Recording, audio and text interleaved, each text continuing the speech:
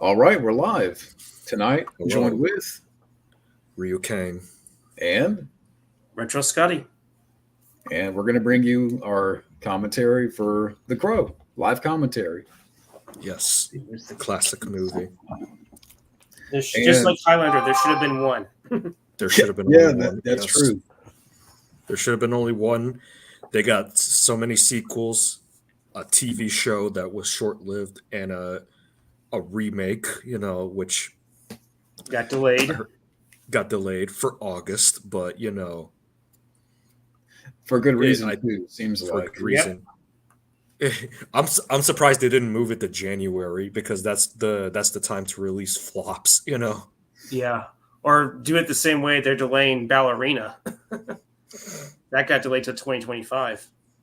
Do you think so? Why do you think it got pushed? Is it that bad? Is that what the feedback is? Or? Yeah, apparently from what I heard, Lionsgate has very little faith in the project. Then why make it? Exactly. Why the fuck make it if you don't have that much faith to begin with? Yeah, Was there a rating system or like a percentage rating system? Was it like 35% of 100? maybe 15. Maybe But 15. you said it.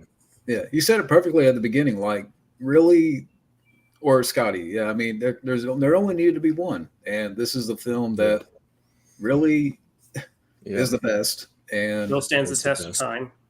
Stands the test of time, and has quite the legacy attached to it.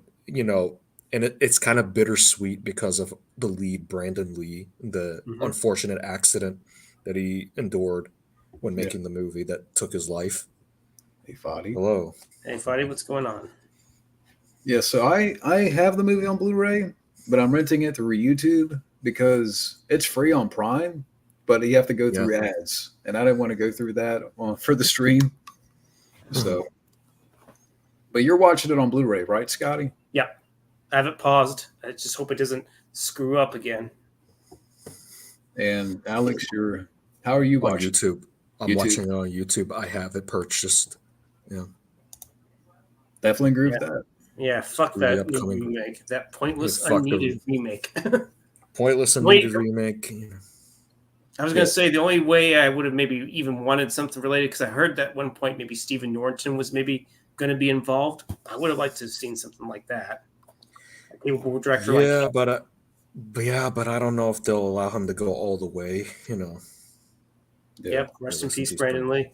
Brandon Lee. Yeah. Yeah, this is going to be, even watching this again, because I did a review of it, because I just watched Dragon the Bruce Lee story not too long ago, and then The Crow about a month ago, and I'm like, there's just something about the timing of those movies, which Dragon came out, I think, before The Crow. Yes. Dragon a Bruce year Lee before story. The Crow. Yeah, Dragon the Bruce Lee story. Yeah. And it's really a hard 1-2 punch for that family. You're dealing with this movie that is a biopic of your father, then the son dies immediately, right after. Yeah.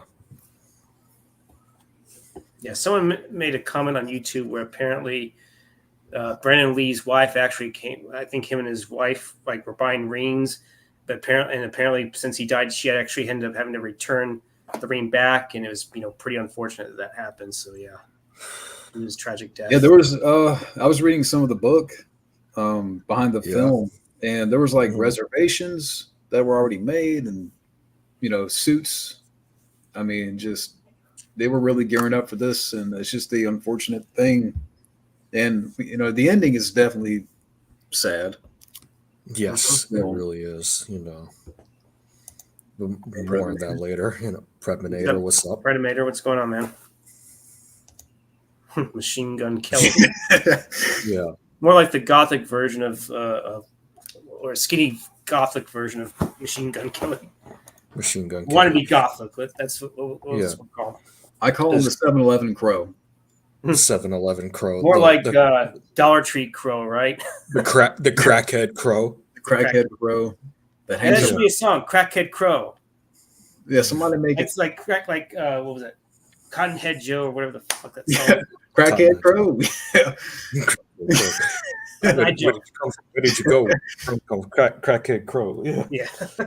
And watch, somebody's going to make a song out of that AI version. Oh God. Well, I was going to ask, like, because I know Alex mentioned beforehand about the Crow 4K.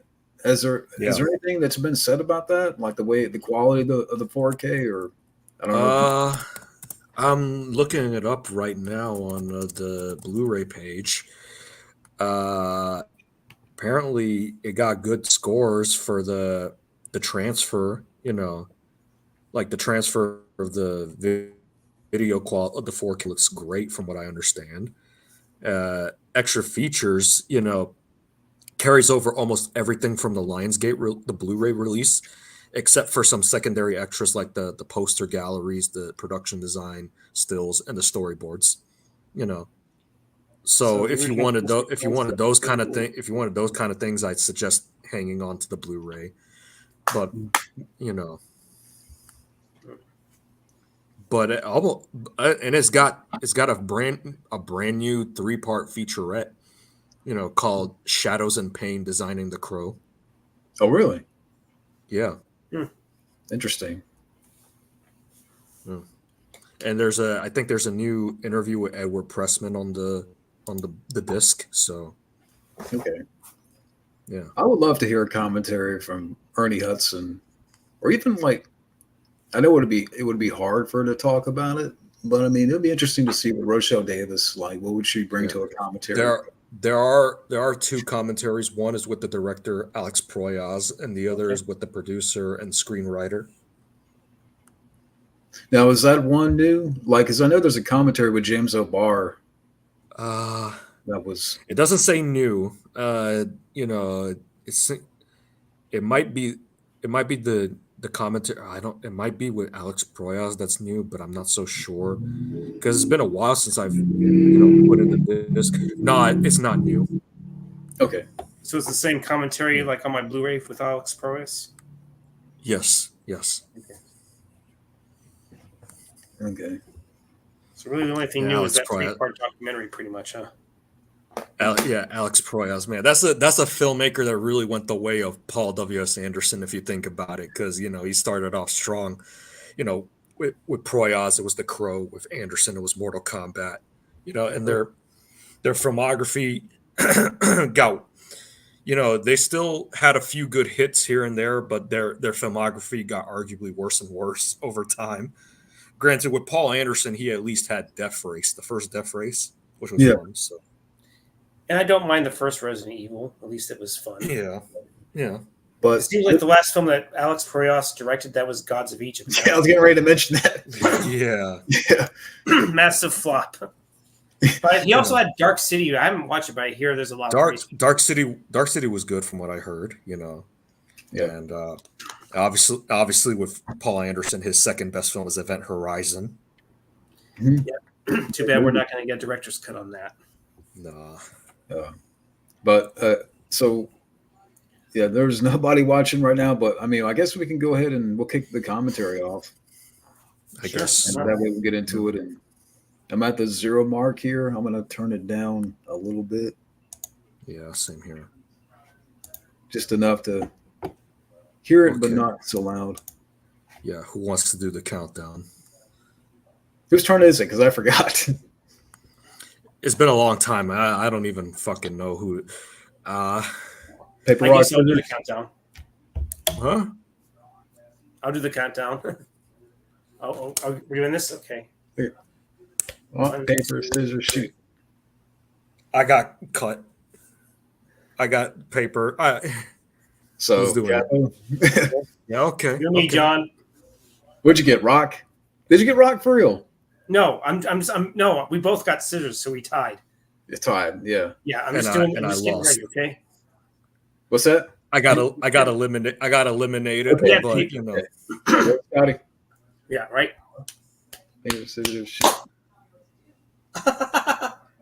All right, Scotty, get the countdown. Okay. All right. Starting the countdown in 5, 4, 3, 2. Pressing play. We're next. All right. Hey, Bobby. What's up, Bobby? Miramax logo. Hang on. Restart the countdown. Restart the countdown. Oh, yeah. How many seconds? We go back to 0. 0. I started back.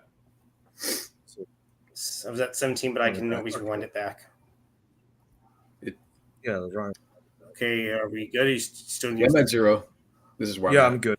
0. Yeah. All right. Do a short one. Short countdown. Okay, Ready? Yeah. All right. 3.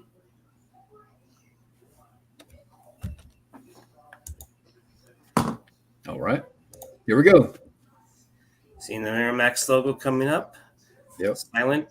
No ads. But sadly deadly because of Harvey Weinstein, the little prick. Yeah. Little piece of shit prick that deserves to be dick slapped. Brandon Lee. Yeah.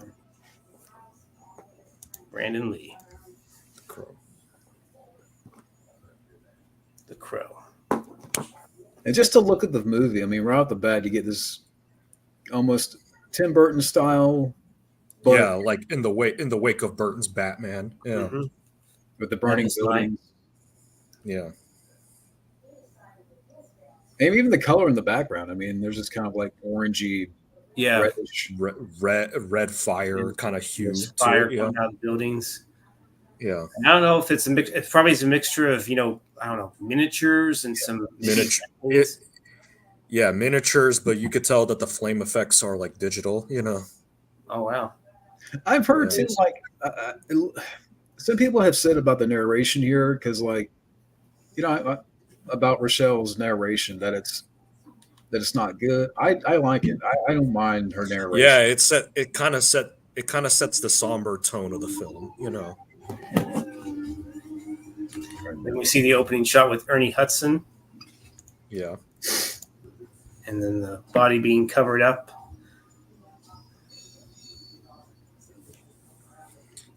I said this before in an earlier stream, but this definitely kickstarted the whole 90s cool trend that was going on in the mid to late 90s until the mid 2000s, where a lot of movies were made in this kind of style, had like the trademarks of, it's kind of hard. Like if I was to explain it all, we'd be here all day, but basically, this style of 90s cool with the trench coats and the action, dark fantasy, and the music. The whole gothic atmosphere, grunge style and everything. Grunge style, which The Matrix owes a lot to,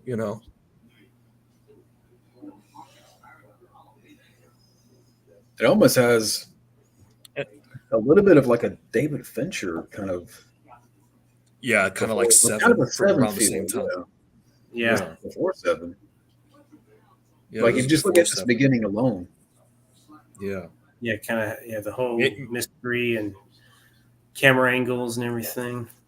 Hey, Wild Man. There's Wild Man. So you can't join, but hello, Wild. I can text with you guys. Cool. Oh, cool. It's funny how I was actually watching a little bit of a video on YouTube where Ernie Hudson's 78, still looking pretty good for that age. Yeah, I saw that. I'm like, yeah, dude looks like he could be Jax from Mortal Kombat. Yeah, like if you had to do like a future Jax, or maybe he's his father, hey, that will work. Not like an older Jax, yeah. But Ernie Hudson, I mean, by this time he already been in Ghostbusters and Ghostbusters 2, Leviathan. Yeah. Leviathan. I think the other film he did before this that we should know of. No, wait, Congo was after this. Yeah, Congo was 1995. Yeah.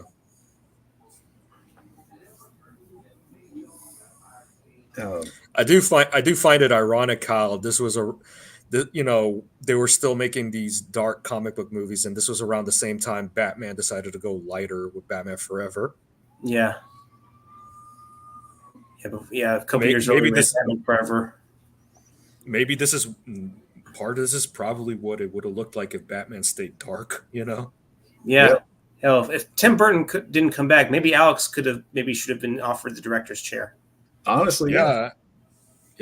I mean, I like not that Joe Schmidt is a bad director, but yeah. I think though, I mean, after, I mean, what happened here with the film, The Tragedy, did Alex Proyas waited a little bit before? I mean, I know he did Dark City, which came out in '98. Did he do anything between this and that? I don't think he did. No, I could be wrong. I think the incident traumatized him so badly that he took a time off. And just like even reading some of the book, I definitely recommend the book out there. Like for anybody who hasn't read that book, The Story Behind the Crow. I mean, you can just read about the production and how there was a lot of, just how cold it was. I like a little snippet that I remember reading, not just recently, was that Brandon, when he was filming this, it was so cold and the rainy. I mean, it was just yes. I saw an interview with the interview where he's in full makeup. Yeah, he was mentioning that it was cold, that he was acting with no shirt on, and it was like freezing cold, like in the blizzard of '93. Yeah, the single digit weather, and then someone made a comment during the filming, like maybe we should bring in warm rain, and warm rain, and then I think the director's like, no, Mel Gibson gets the warm rain, like, yeah. But even the score by Graham Revell is pretty good too. Yeah, I was getting ready to mention that. I love the score here. We're comparing this to a lot of movies that came out from this era. This is also based on a comic book by James O'Barr. And he has a cameo later on in the movie. But the reason I bring this up is because I feel like there is a certain comic book movie that should have taken notes from this film that came out years later. And I think John knows exactly the movie I'm talking about. Years later? Spawn, yeah. Yeah. I feel that, I don't mind the Spawn movie, but it got nothing on The Crow, As far as tone and atmosphere, right? Yeah, tone, everything, really, And, of course, special effects. I mean, the cape's pretty cool, but there's also the moment where the animation wasn't as good. The hell scenes look bad. Yeah, I'll give the movie Michael John White and Lake Leguizamo, but that's kind of it. I mean, So now you have. I wonder if people would cancel the scene. A cop and a girl that's barely 12 years old. They'll be like, "How dare he, be friendly with her and buy her a hot dog?" Nah, but they'll probably be like, "No, wait, he's black. He's cool. He can go." Okay. They'll give him some leeway, right? Attorney Hudson. Now we're getting into the gangs here, or There's David Patrick Kelly, Warriors come out to play. Yeah, Sully Commando. Yeah. Sully, and he appeared in the John Wick films as well too. Yeah. Oh yeah, he also appeared in Thor Fairline. Just remember now. Thor Fairline, yeah. And now we have the introduction of our sadly passed away lead actor, Brandon Lee, rising from the grave, which is kind of a tragic irony if you think about it. Yeah, he's playing a character that's literally coming out of the grave and being brought back to life, where in real life he sadly gets taken by a tragic accident. So it's eerie in a way. It's as great as this movie is, and as great as this performance is. Like watching it again, it's just I get this weird, bittersweet feeling. Bittersweet. Yeah. I have assumed that's definitely Brandon Lee right there that came out of there. I don't think it would. Except for the shots where you don't see space. So coming out of the grave, like apparently that I don't know how they did it, but they really filmed him, I guess, coming out of the dirt and some kind of I don't know how they made it, on the screen for the screen. Yeah. But I mean, I was gonna say, I mean, when you look at his performance and what he brought to this movie, you wonder, like, what else was he capable of? I mean, this really showed what he was capable of, and then some. Yeah, despite the fact that he is like kind of like a frail look to him, he still looks somewhat in good shape considering. Yeah, apparently I heard that the reason he looks like that is because he was on a strict fucking diet when filming the movie. Because they wanted to go for like a really like frail, kind of like Malnourished Iggy look. Pop, like an Iggy Pop look to him. Yeah, malnourished. Yeah. As much as I enjoy Showdown Little Tokyo and Rapid Fire, which he did before this, Yes. this is like a totally like an opposite. Just no, I don't think this is the film that really brought him out of his father's shadow. Yeah, And I mean, it's very much the film that defined his career in the same way that Enter the Dragon defined his father's career. but both of them cut way before their prime. Yes, exactly. Even the explosion is still, it's probably practical. It still holds up very well. And it's funny, and it's funny, John, that this is The Crow is a good Spawn movie that isn't Spawn. Enter the Dragon's a good Mortal Kombat movie that isn't Mortal Kombat. Yeah. You tell you what, if Robin Shou didn't portray Liu Kang in Mortal Kombat, do you think Brandon Lee could have pulled it off as Liu Kang? I think so, actually. Yeah, if they wanted to go with a Eurasian Liu Kang, because his name is in Western order, and I don't think it would have been that big of a deal because he has the martial arts. He is Eurasian after all, and he has the right talent, And it was funny because there was that rumor that he was going to be in Mortal Kombat 95. Some said he was going to be Liu Kang. Others said he was going to be Johnny Cage, but that turned out to be false. It never happened because Lawrence Kasanoff got the rights for Mortal Kombat around September '93, and Brandon Lee had already passed away by then. Okay, I didn't know that. Yeah. But maybe he came up with it in his mind, but it just maybe they were speculating that he could have been a good lead for the movie. This is a very intense scene. It's pretty. This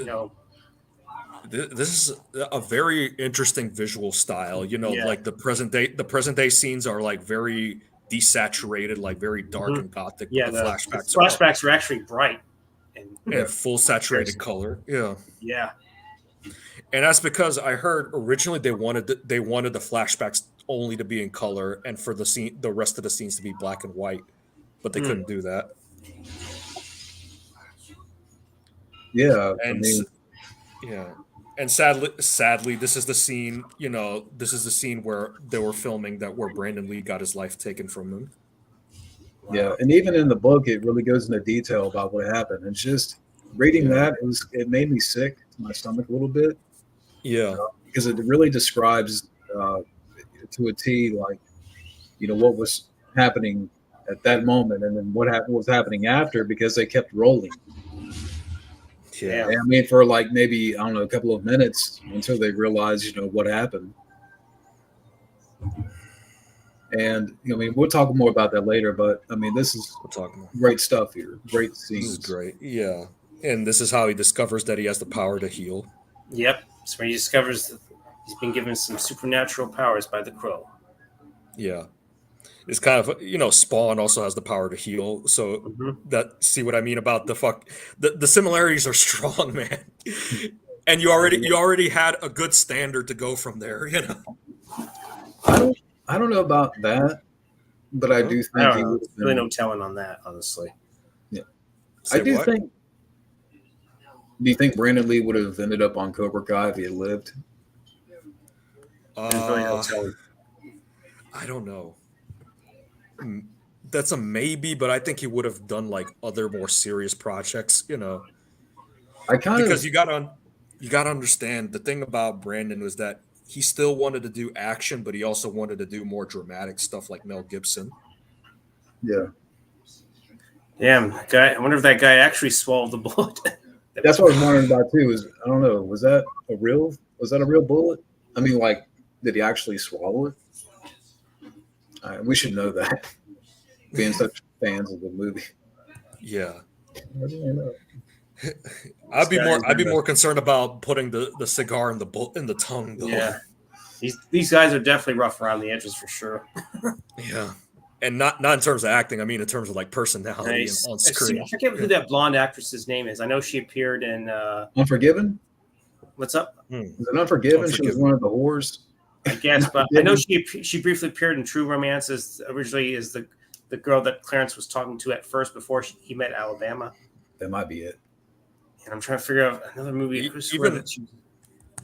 Even the setup, the getting to know him before the tragedy, even this has like a Spawn element to it with him being with his woman, you know. Mm-hmm. I was getting ready to based on this performance here, like Brandon Lee and the other movies that I mentioned, like Showdown, Rapid Fire, that he had all the tools. I mean, he had the charisma. He was a jack of all trades, where he could have done anything in any type of film and genre going forward. Yeah. If he lived, I do think he would have been offered Mortal Kombat, you know. Yeah. As either Liu Kang or Johnny Cage, either one, you know. I do think he would have delved into every type of movie and genre, drama, comedy, romance, yeah. Comic book again, I'm pretty sure. Yeah. There was even a rumor he was offered to do The Matrix, but that never happened. This is an iconic scene. This is iconic. We forget to mention this is a fucking excellent soundtrack, by the way. You know. Yeah, it's by The Cure, I believe. The Cure, Burn. You know, he's putting on the especially makeup, when he's putting the makeup on. You know, just the whole song flows very well with that scene. Yeah, Brandon Lee is the heart of the movie. The soundtrack is the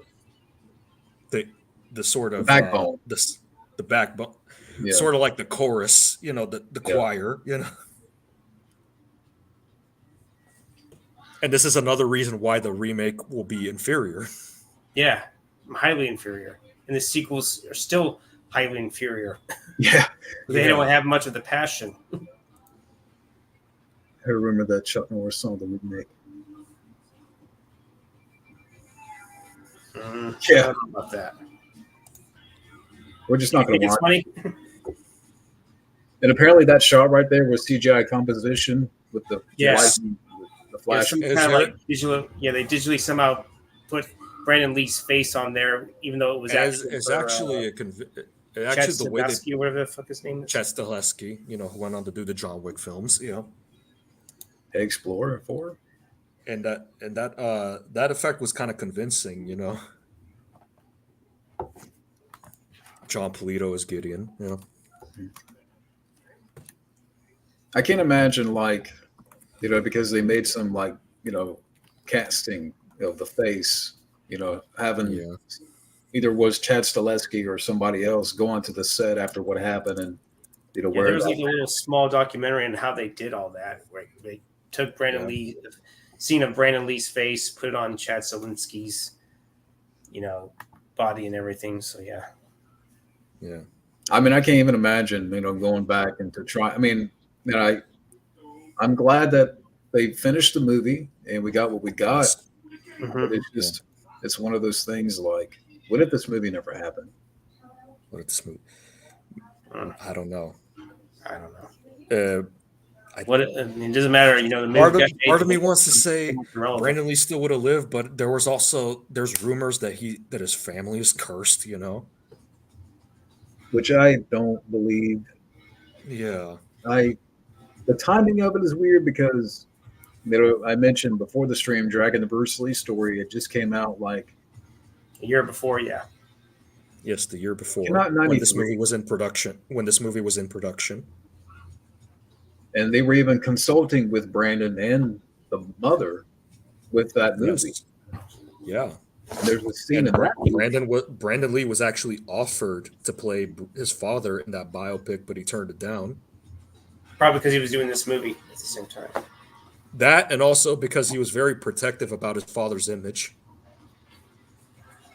But I did see an interview with Jason Scott Lee, and he talked about meeting Brandon, and that Brandon wished him luck and just say, "Hey, be yourself. You know, don't be my father. You know, just be yourself. Don't try to be my father. Don't try to be my father." Which is kind of a tough act because it's a biopic, you know. Yeah. Was Keanu offered the role? Maybe Uh, considered. maybe considered, but This is a great shot here.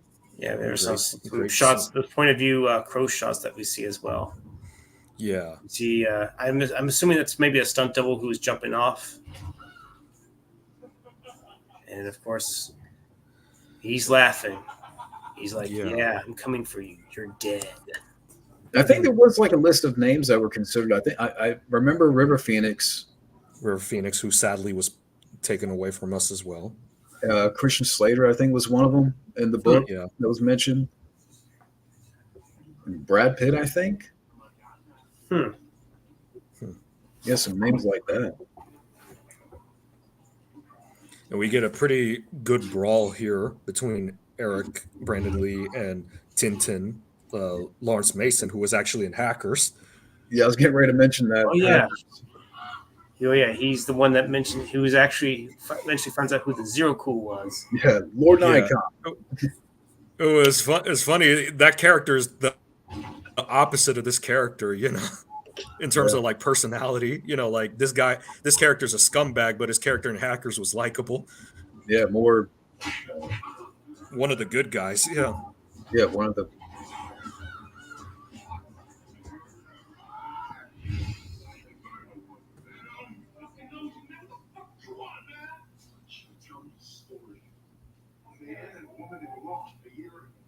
Now, I mean, wasn't there ideas or like, I know, was it Brandon that signed a 3-picture deal?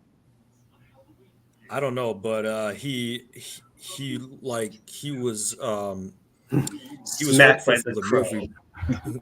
He was hopeful for the movie, but he was like, I don't know if I could do Crow 18, or I haven't begun to think what that would be like. Yeah. Now this music playing in this section of the fight sounds very familiar to you, doesn't it?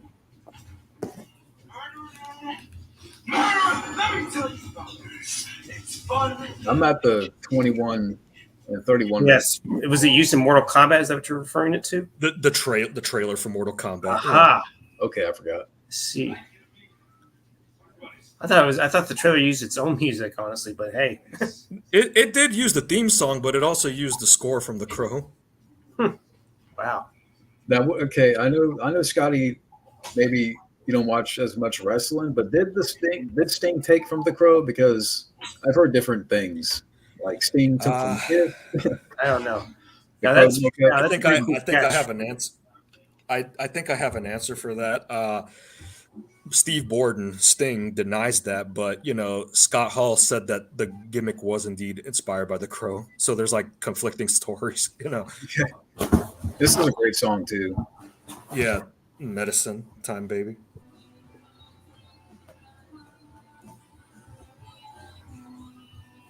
This definitely has a early MTV vibe to it as well. Yeah, it definitely has the style of the music video as well. Yeah. Like I said, kind of like independent, gothic, hippie kind of vibe to it in a way. Yeah, like that definitely was the norm at the time. This was around the time. This was after Nirvana was big too. Kurt Cobain. Sadly, his life was taken around the time of this movie's release. Do you think Keanu was offered the sequels? What, to The Crow? Yeah. There's Tony Todd. There's Tony Todd, Candyman himself. But I think even if Keanu was offered, I think he would have declined because Probably after Speed, he was getting so many offers, and I don't think he probably knows about The Crow and is like, I don't want to be tied down. Oh, man. Scotty, I know you're ready to do an Asian also horny joke. Baylene's ass. Definitely, and there's Michael Wincott. Michael. She's me definitely long night or whatever. Love you long time. Yeah. Baylene's lovely in person. I met her a couple you mentioned you met her before. She was quite bubbly. Yeah. Yeah, that's a good thing. Yeah. Michael Wincott would go on to be the villain of Metro with Eddie Murphy. Metro. He also appeared in Alien Resurrection. I'm sure Alien Resurrection, a bunch of other films. He was in that film Nope, which I was gonna say he was in Nope. He was also in Along Came a Spider. Yeah. And before this movie, he was actually in the three. He was apparently in the Three Musketeers. Actually, great actor, and he knows how to play a villain. I mean, that voice alone, very brooding. Very brooding. Yeah. Top Dollar. Okay, I was trying to remember what the villain's name was. Top Dollar. Okay, it was something with the T, but I couldn't remember. Apparently, he might. Back in the day, if they made an X-Men movie in maybe the mid-90s, he could have been a good Mr. Sinister, maybe. Mr. Sinister, maybe even Cabal from Mortal Kombat, but he would have to be concealed, Do you think here's another kind of what if. Do you think if Brandon Lee would have lived, he would have had kind of like the career of a Keanu? Like he could have done. I could see that.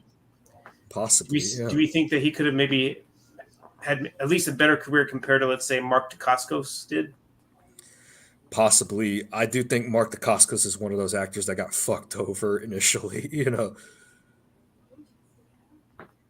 Yeah. We didn't even mention earlier, but Michael Massey, I mean, we see him here, and rest in peace to him. I mean, I can't even imagine what he went through. Yeah, he really he was probably really traumatized by what happened on the set, more than likely. Did he not do any more? I don't think he hardly did much acting, or he took like a very extensive break after this movie. Kind of in between. I'm not so sure. Yeah, I think he took a year break from what I read. Yeah, that's a lot. Oh yeah, John Palio's. He's making it rain. It's not the Pac-Man. Now, what else was he in? I know I seen him before, like in other stuff. John Polito. Who? John Polito? I think he was in The Rocketeer, from what I remember. Yeah, I think so. He was in Equalizer, the original TV series, the original Equalizer. Blank Man. Yeah. I'm trying to think what the role that I just The Big Lebowski. Yeah, he was in that. He probably would have been Wario if they did a sequel to the Super Mario Brothers movie. Yeah, that would have been fun. Yeah. This is one of my favorite scenes here. Just the crow messing with Gideon. Yeah, he's basically just kind of, he doesn't kill him, but he just kind of messes with him a little bit, deservedly so. Yeah. Do you think Thomas and Griffith would have taken the part if, let's say, Brandon didn't get the role? I don't know. Yeah, even the healing effect looks kind of cool. Yeah. I mean, I know he has a ponytail, but he is going to get shit on. I don't think Thomas and Griffith. I mean, I like him in Excessive Force, but I don't think he has the tools of, let's say, Brandon Lee. Yeah. Boom. If you be lucky, he didn't shoot your ass.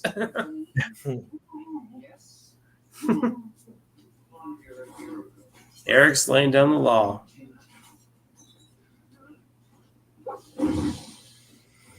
He turned him into a human pincushion. Yeah. What's your timestamp for my 27 minutes and 56 seconds. 28.3 for me as right now. Okay, I'm about in the middle between you guys. Cool. So that's fair enough. I've seen that actor before too, talking with Ernie Hudson. I forget what his name is. Marco. You remember he was in the opening scene of Cobra. Yeah, the supermarket. Oh. I believe he also appeared in Street Night with Jeff Speakman too, if I recall. Wait, is this the same motherfucker who robbed the supermarket in Cobra? Yeah. Is that what you're saying? That's him. That's the actor. He later became a cop in this movie. Yeah. And he's still an asshole in this film too. Yeah. At least he's not cleaning axes in Cobra. No, he's not cleaning axes or shooting the kid in the back like his character did. Yeah. That would have been. I would have been down for that if Brandon played John Wick if he had lived. Brandon played John Wick. Yeah. Mm-hmm. Possibly. Okay, so what do you think Brandon Lee? What do you think he would have been now? I mean, pushing 60. I mean, do you think he would have? Oh, that's a really good question. Well, hopefully, living a good, humble life. You know, maybe he would have. Uh, Maybe he would have kept a low profile in later years, but hopefully he would like That's some good acting whenever he actually, you know, feels the feels rain. the ring. Yeah, He knows it was truly once his. Yeah.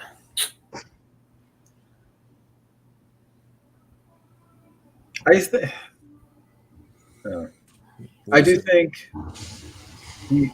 Oh man, do you think he would have been A-list?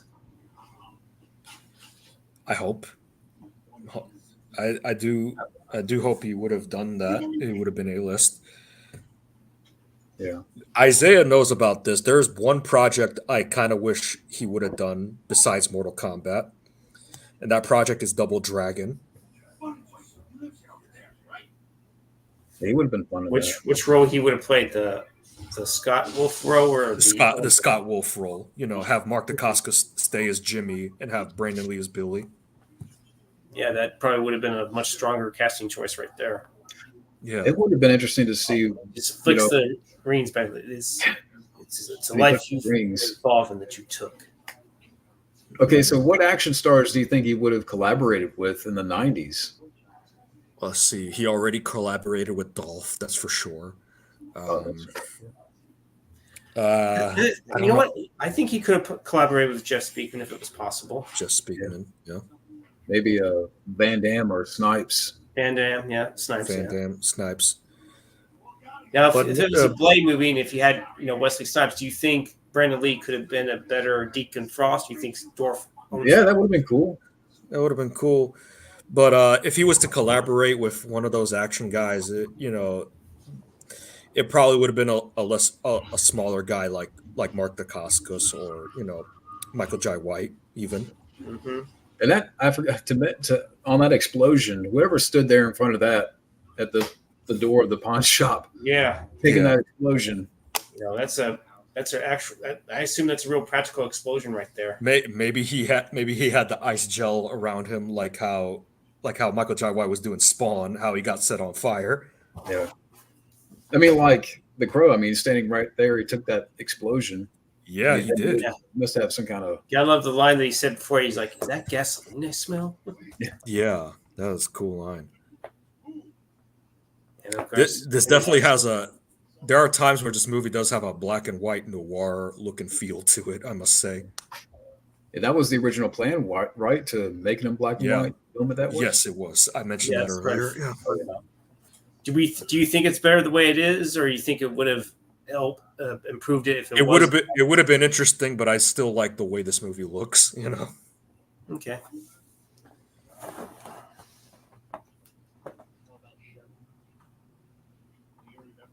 And even the chemistry here between Brandon and Ernie Hudson is just can't take your eyes off these actors. And they definitely have some good moments of dialogue, especially when Eric comes to his apartment and everything. Yeah, more on that later. Yeah, which I think that apartment is because I know a lot of the film is shot in Wilmington. I think that apartment is in Wilmington. What? A lot of this. It's in Wilmington, which is in our the loft, was in Wilmington, and of course, people were taking some things. Yeah, and you could tell the city definitely has a look of Wilmington to like the Wilmington area to it. But wasn't a lot of this shot on the back lot of the studios?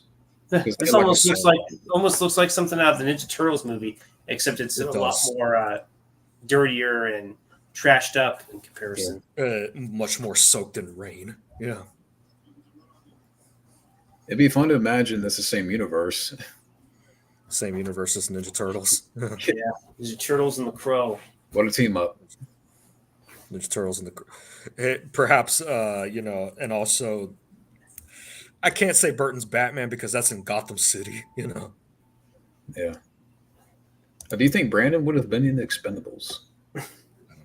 More what ifs. I mean, I don't know. I don't think it would have been that type of role for him, honestly. What about this role? What if Brandon? This might be a wild card, but what if What if Brandon Lee was in a Batman movie? What if he was like Nightwing? That could have been a possibility. I do think you would. Boy, Baleen, damn, in that dress, woo, showing off her legs, it's bigger. You wish you were top dollar right now, don't you, Scotty? Hey, I'd be more thrilled if she really loved me long time. That's for sure. Loved me long time. Baleen, play with your ding-a-ling. Is that what you want? Oh, yeah, shit. Baleen can ding on that ding-a-ling anytime, right? Oh, my God. I can see David Patrick Kelly's kind of eye on that shit too. So who can blame him? He wants to go down. He wants to motorboat those shit too, as well. Damn. Or get in the beaver shot too.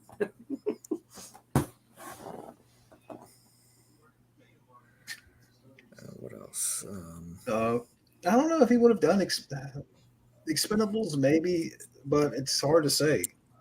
I mean, it's just. Especially with the way that franchise turned out. Yeah, I mean, yeah. I haven't even seen the fourth one, but I know it's pretty awful. I do think he would have done another comic book that adaptation or movie. I do think that. Comic book. Do you think he could have been good in X-Men as a role somehow? Like as some kind of part, maybe Cyclops, like as Cyclops or Gambit, even. Yeah. Yeah, I was gonna say Gambit. He might have been better suited for Gambit, like a much more adult version of Gambit. But I think he definitely would have. I think he definitely would have done Mortal Kombat. That's for sure. Not comic book, but still in that same area.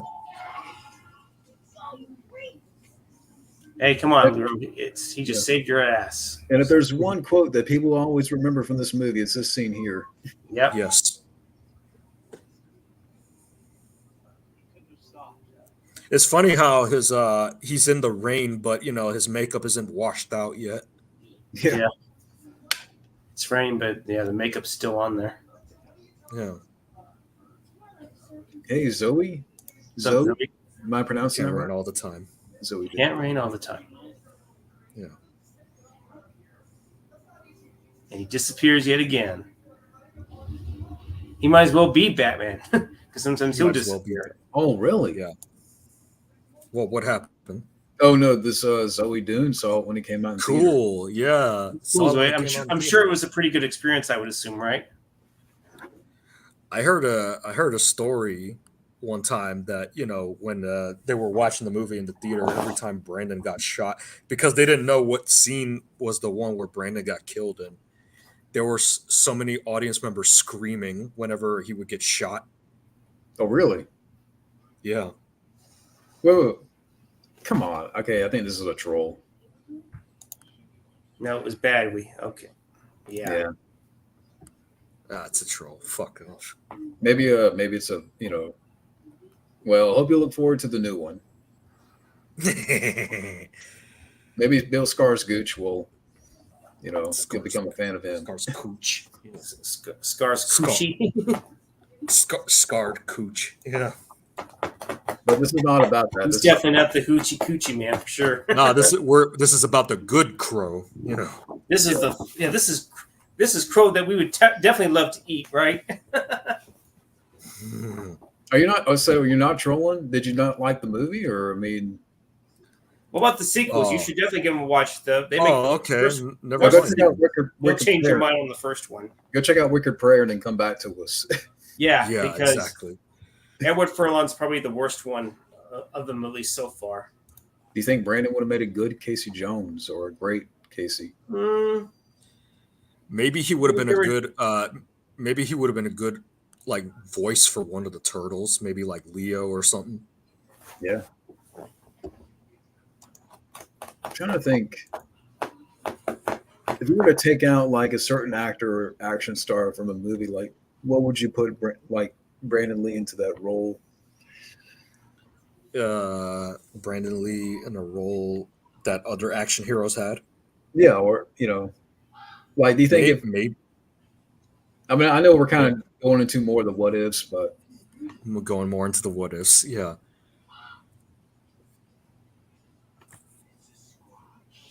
Well, yeah, I got a good what if. I mentioned Spawn earlier. What if they did that movie in this style? Yeah,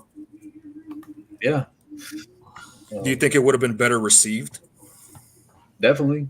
I mean, Yeah. You needed a better director and Better director, better special effects. better special effect. You needed for that movie. You needed a director like either Alex Proyas or Paul Anderson when he did the first Mortal Kombat. Someone who's like really has a great visual eye and is actually into the property instead of just a special effects guy. Exactly. Yeah. Wait. What happened? So just reading the. Okay. I definitely checked out the channel. Apparently, the last video he posted, this person said that why the 2024 remake of The Crow will be better or something than the original. Well, I mean, yeah. Well, I'm not gonna. No debate. If you were, I'm not gonna debate this person. But and here we go.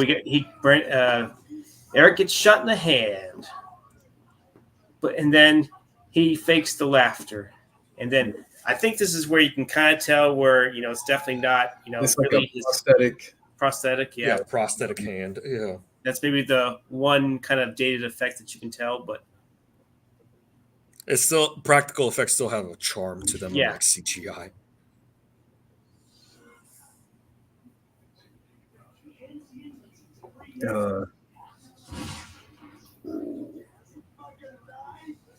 Shot in the fucking leg. Yeah, she'd be lucky that he wasn't shot in the balls. Yeah. Your move, creep. Yeah. It's funny because this movie's set in Detroit like RoboCop. I forgot. Yeah, because Devil's Night is like a tradition in Detroit.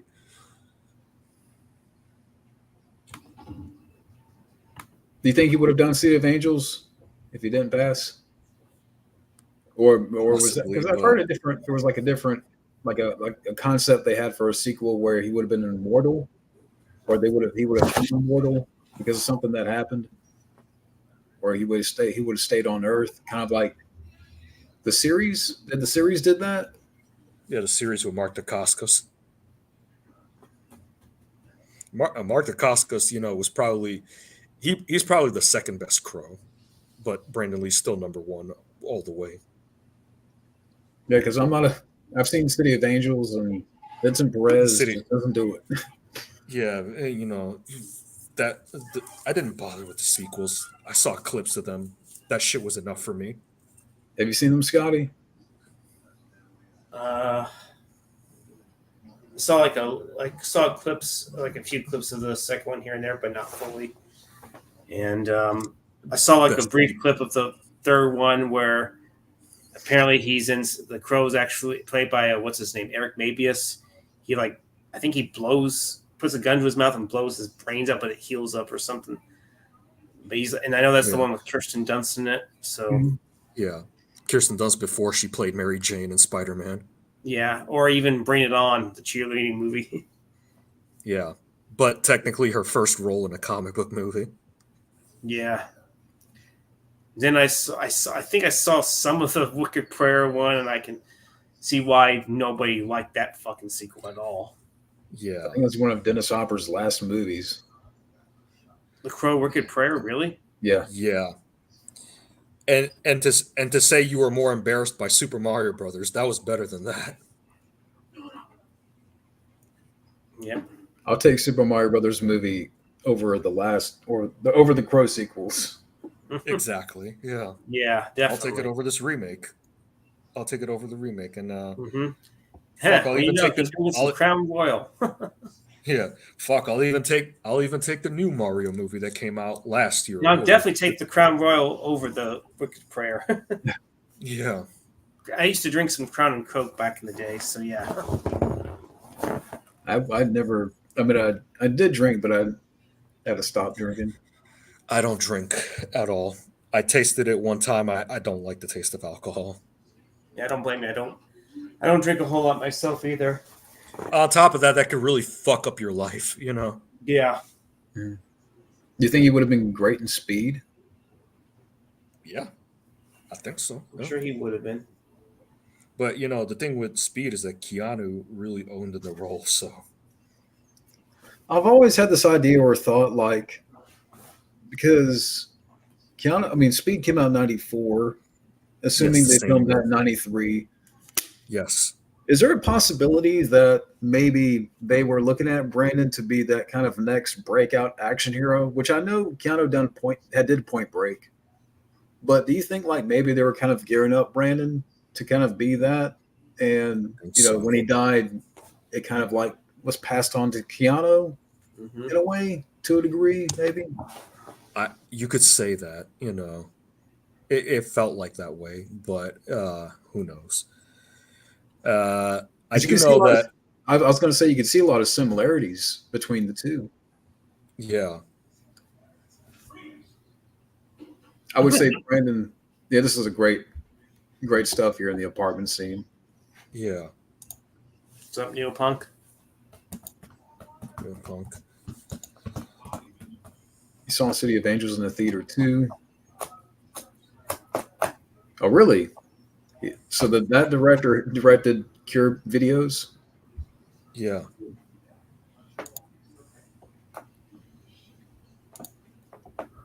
Or are you okay? Are you asking about Keanu? I think Brandon Lee, between him and Keanu, I think Brandon Lee had more of the tools. Mm-hmm. Charisma. Yeah, More of the charisma, tools. More of the um, range. More of the presence. range. Yeah, Yeah. range and presence. Yeah. And and can also, he had the ability to be a quality leading man or even a good supporting character as well too. Yeah, and definitely Yes. it's cemented by this scene here and the acting that he Yeah. gives off in this apartment Mhm. scene. Yeah.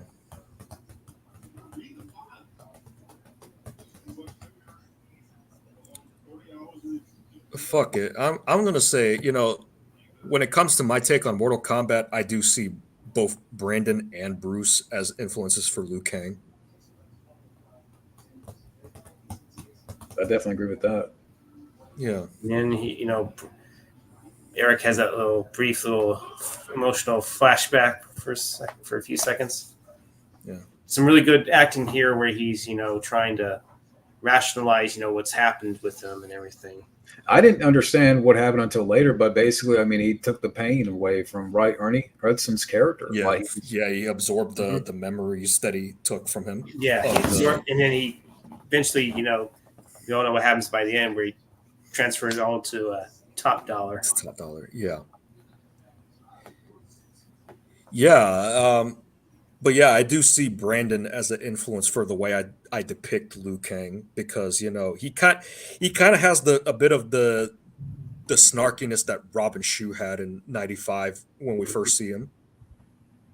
I do think Robin Shu, I think Yeah. he pulled it off. Yeah, So Robert Shue did a really good job. I probably could have seen Brandon Lee be more of like a Johnny Cage type. more of a Johnny Cage type, but yeah, because he does have the bit of the wisecracking and Showdown Little Tokyo, but Mm-hmm. Yeah, but of course, but also because of this scene, like he's much more serious and like more dramatic. Yeah, it's kind of the best of both a little bit. yeah. Most of both, yeah.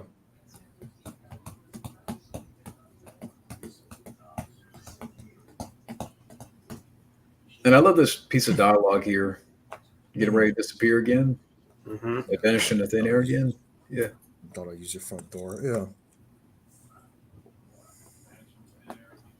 Come on, really? I mean, What I can't happened? tell. Oh, I wholeheartedly disagree with you on that. I disagree, man. 'Cause I- if you don't like, whatever. Oh, what were you gonna say, Gabbo? I don't know what I was gonna say before that happened, but I was quoting the film, but I disagree highly with this. I mean, this guy Yeah. here. I mean, I get you're an older, old man, as you say in the comments, but mm,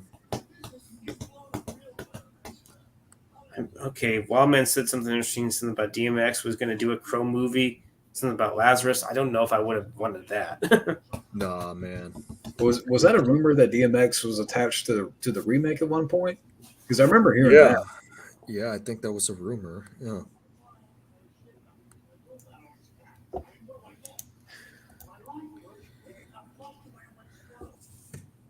I will say that I will say this though, you know, Brandon can pull off both Lou and Johnny. That's for sure. You know, I think I would have if he was Johnny Cage, I definitely would have liked him better than what they're gonna do with this next Mortal Kombat movie with Carl Urban. Oh god, yeah. Yeah. And the eyeball. That must have been one of the eyeballs they took from that one girl. Damn. Yeah, from earlier in the film. Yeah. And yeah, look at those collection of swords.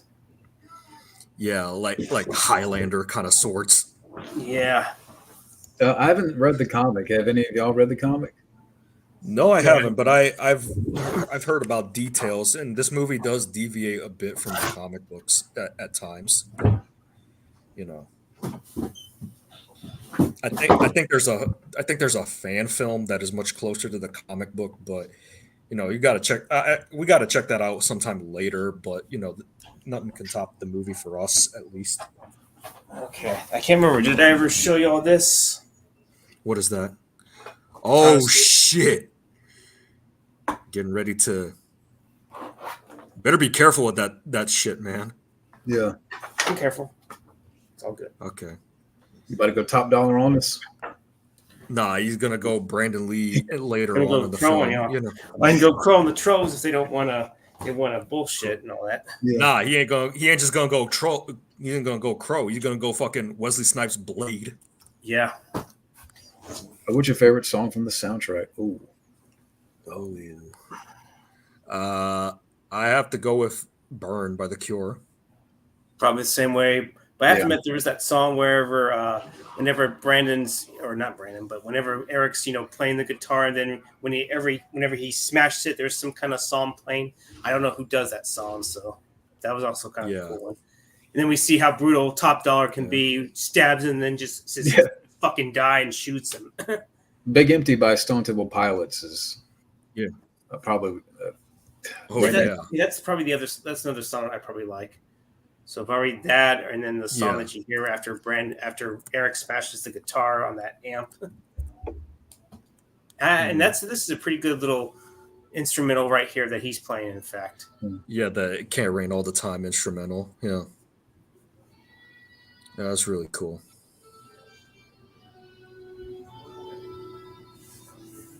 Man, it's like you said at the beginning, and what a time for this to come out, and it was unique. I mean, that's something you can't take away from the movie. Yeah. Between the direction, the filmmaking, the score, the look at the city.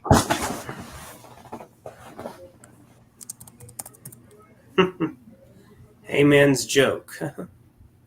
Yeah, that's the name of his band. Beautifully directed by Alex Proyas. Yeah. For a relatively unknown guy, he does spectacular. What about Alex Proyas? What are you talking about? For a first-time director, he does spectacular here.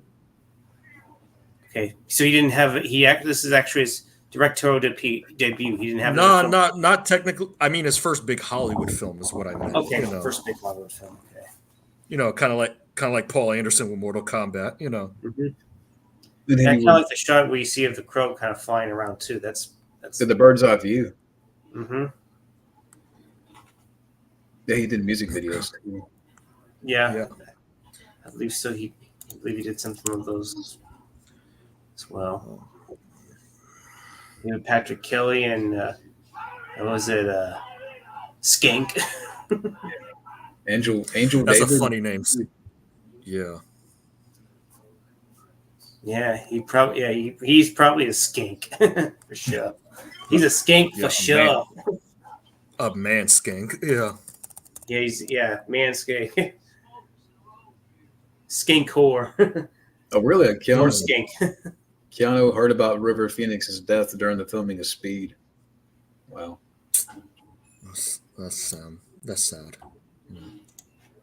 But yeah, 1993, you had Brandon passed away, River Phoenix passed away. Mm-hmm.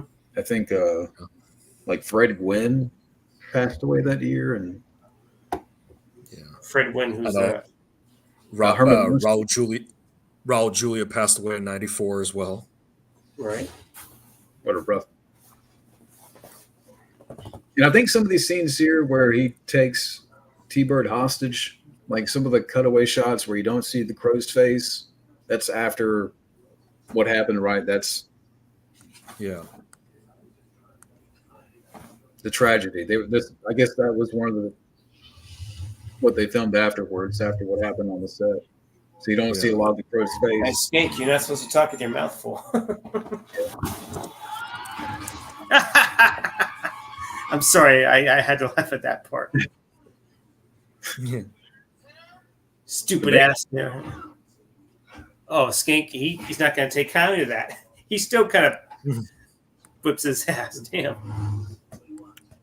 I wonder where he's at now. But anyway, do you think he would have been in the Matrix? That would have been. Yeah.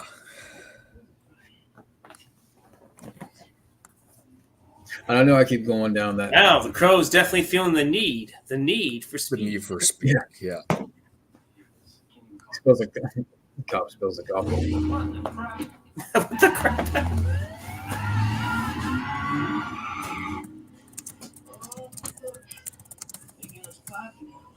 Yeah, maybe he could have been in Speed. Yeah, I mean, yeah, would have been cool. Because I think, was it the Wachowskis that saw Brandon Lee as inspiration for the Neo character? Yeah. Is that what's been said before? I think so. I don't know. Maybe. Like very, very early on, that's where they Brandon.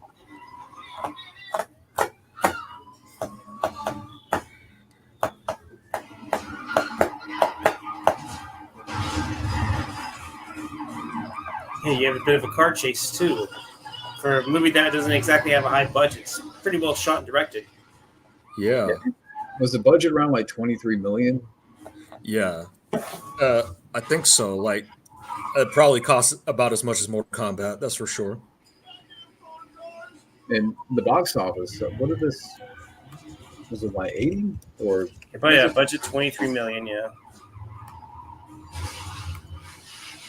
Made about 94 million. I assume that's worldwide and everything. Yeah. So, yeah. Made about 50 million in the U.S. and then another 50.6 million in the United States and 43 million internationally.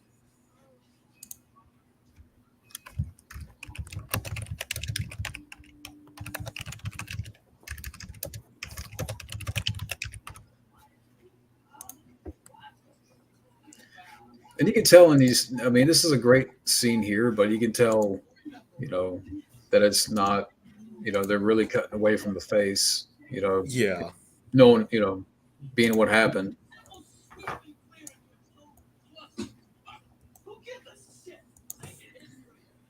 Yeah, showing what a narcissistic asshole piece of shit portrayed by David Kelly.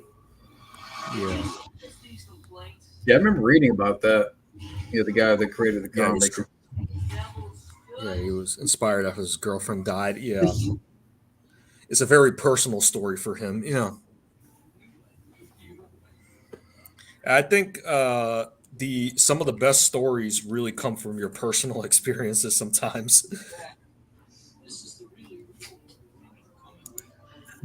I think Brandon Lee deserved a posthumous Oscar nomination for his performance. I don't know if they would have gone that far, but he definitely did great, Yeah. I'm trying to remember, was Blockbuster, were the Blockbuster awards around back then? I guess maybe not. Fuck if I know. But I know there was MTV Movie Awards. I wonder if Brandon Lee got nominated for one of those. I think he did, actually. Yeah. Yeah, the nominees for 94, well, Tom Hanks won for Philadelphia, but Daniel Day-Lewis, Lawrence Fishburne, Liam Neeson. So, looking against those actors, Brandon Lee in the blaze of glory and flames, David Patrick Kelly. Yeah, Brandon Lee does a great job here. I don't know. I like this little scene that's coming up about the Batman has this logo and signal. Now Crow has its signal as well too. Batman, Crow, yeah. Yeah. And this was a shot that many films copied, like Daredevil and The Punisher. Yeah, the Punisher. Yeah. Hell, even the score. This piece kind of reminds me of something that was taken from Dead Calm because Graham Revell also composed for that film as well too. Which one? Yeah. Dead Calm. Dead Calm, yeah. Oh yeah, I forgot. That's a good movie. Fried eggs. I haven't had those in a while. Maybe I should go ahead and start having some fried eggs. I can see why you would think Brandon is a good Johnny Cage because I found this photo of Brandon Lee from a while back.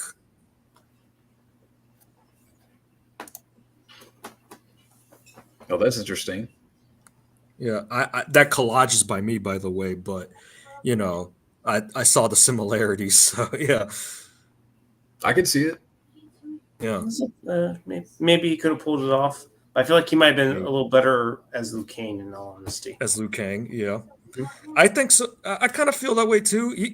I think I'm in the middle. He could have been both, But I really like Robin Shou as Liu Kang as well, But I do think Brandon had more charisma, more depth, more range than Robin Shou. But Robin Shou was very charismatic. Yeah. Mm-hmm.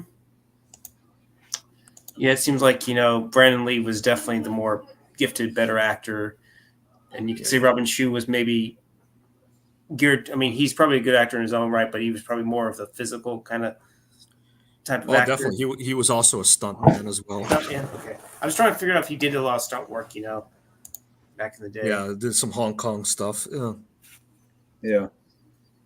Do you think, and this is maybe a bold question, but do you think in any way, do you think Brandon would have surpassed his father, or is that? Ooh. The thing with Bruce Lee is that he is such an icon, such a legend that no one can replicate or even surpass what he did. Well, I'll say this: maybe not in terms of doing physical action, but in terms of of doing like a combo of both with some real high quality acting. Maybe Brandon Lee could have surpassed Bruce Lee in those terms, but not in like very physical type of action, I'd say. Yeah, or what he brought to the table in terms of the martial arts genre. Mm-hmm. Yeah, like maybe because I know Brandon wanted to get away from like a lot of the action stuff. I mean, even in Showdown Little Tokyo, from what I understand, he did not like saying the big dick line. Yeah, the biggest dick I've ever seen. Yeah, apparently he did not like saying that. I think it was from an interview I saw on here. If I could find it again, but I mean, you could tell that he wanted to be more of an actor and kind of get away from that persona. Yeah, he wanted to be taken a lot more seriously compared to what most action stars are. They're personified or put on this pedestal of just being the one-liner delivering action. I mean, those films are fun in their own right, but he wanted to be something more. Brandon Lee wanted to be something probably versatile and show that he can show his range regardless of what kind of film he's going to be starring in, for sure. And that's a word I didn't even think about, like versatile. That's versatile. Definitely this performance here. Yeah. Mm-hmm.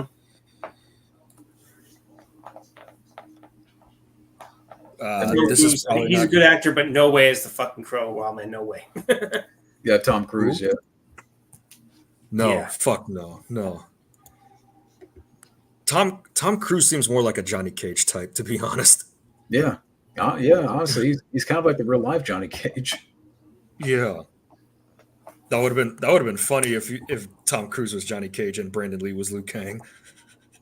That would have been a fun combination. Yeah, but I mean, this is, even though it's not Brandon in these scenes here in the loft. You still feel the tragedy, the emotion. Yeah. You also feel the tragedy of his character. He's having to kind of burn away, his memories that he, were exactly so precious and dear to him, Yeah, the look of, we mentioned Tim Burton earlier. The look of him as the Crow definitely has that Tim Burton look and feel to it, like a character that would be in a Tim Burton movie. I think this is the last thing that Rochelle Davis did, right? Yeah. I mean, I think this is probably the only thing that she ever did. The only thing, yeah, because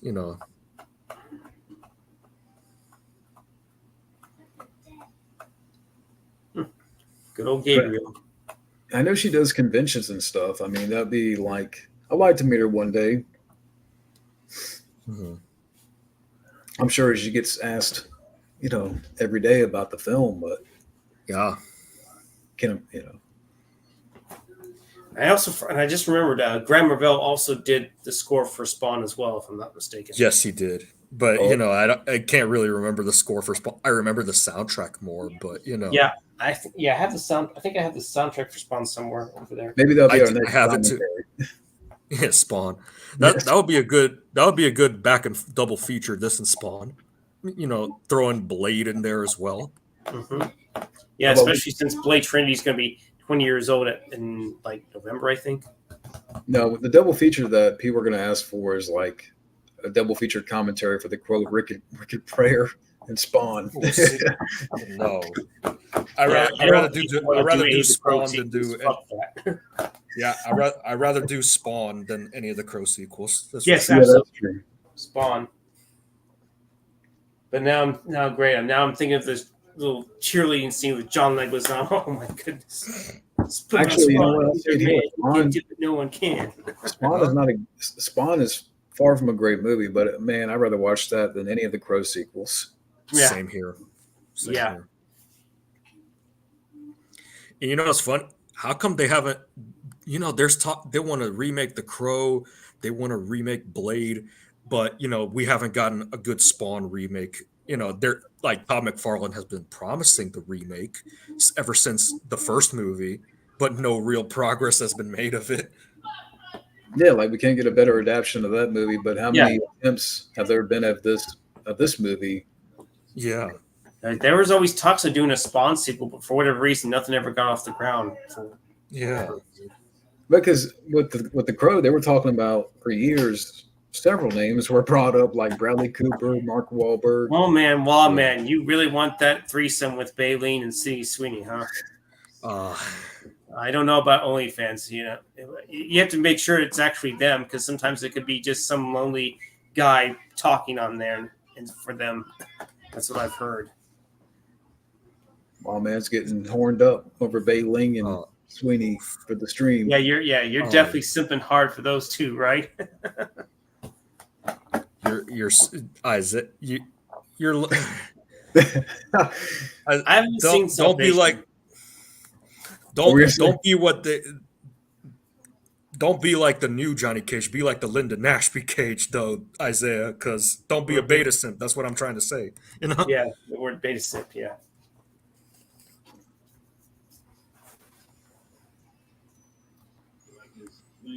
What else? What kind of? Okay, here's my question. Since Wildman occupies Mars and lives on that planet, what kind of currency would you pay for that OnlyFans with Baleen and Sweeney? Yeah, is it going to be the red cash? The red coins. Yeah, coins. Yeah. Like it's kind of strange how they haven't done a Spawn reboot, but. Knowing how things have gone, it'll probably be another situation like Mortal Kombat 2021, where the reboot is so disappointing and so mediocre that you'll go back to the 90s film with open arms. Yeah, and that's what this remake of The Crow is going to be. It's just going to make people go back to the original. And that's one hell of a cool guitar riff right there. Yeah. Man, just play the fuck out of that guitar, Eric. Yeah, that's not even Brandon doing the guitar.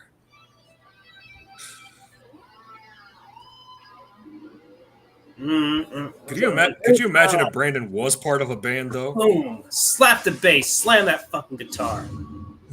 Okay, for anybody out there that likes the look of this remake, you can't tell me and convince me that what we have here, what we're seeing in front of us with this movie, this remake's going to be any better. It's going to bring anything better. This is a very stylish look. This is a very stylish looking movie, Oh yes, definitely has some style, good visual style. The remake has as much style as,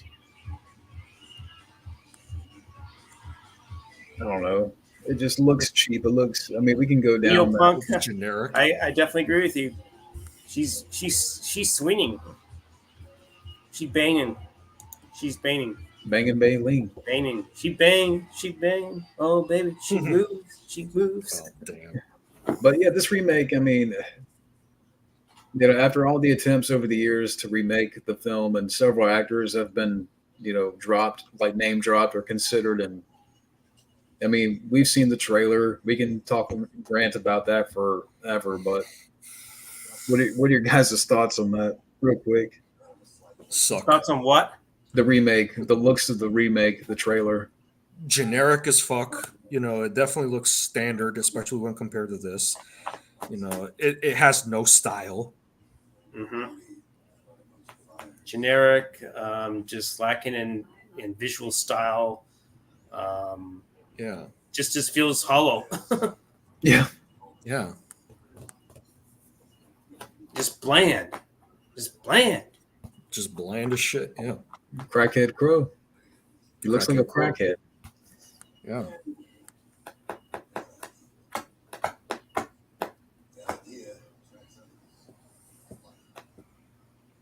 I mean, Brandon Lee's performance is irreplaceable. Yeah. This new Crow looks like the guy you would see hang around Circle K at midnight. The Dollar Tree Machine Gun Kelly wannabe. Yeah. Yeah, and there was a meme early on that compared, that in the comparison, the new Crow is like Great Value soda, and this Crow is like Coca-Cola. Exactly. Yeah, I'd say this Crow is the pure cane cola, and what's the cheapest soda? Is it Great Value? Yeah, like one of them store brand sodas. Yeah. Store brand sodas. That's what that Crow is. I was going to say that's kind of an insult. Diet version of it. You can't say. Don't mention Sam's Cola. That's good soda. No, that's an insult. That's to Sam's Cola. Sam's Cola. That's an insult to Czech Cola. Remember that shit? I don't remember that one. Yeah, it was an obscure one, but yeah. I'm sorry. This new Crow looks like the type of guy. This new Crow looks like the type of guy that would stand outside Dollar General and look through the door, waiting to rob it.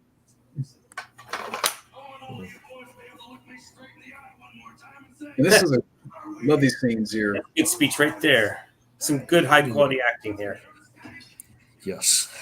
Your mama must be damn proud of you. I feel like a worm on a fucking hook.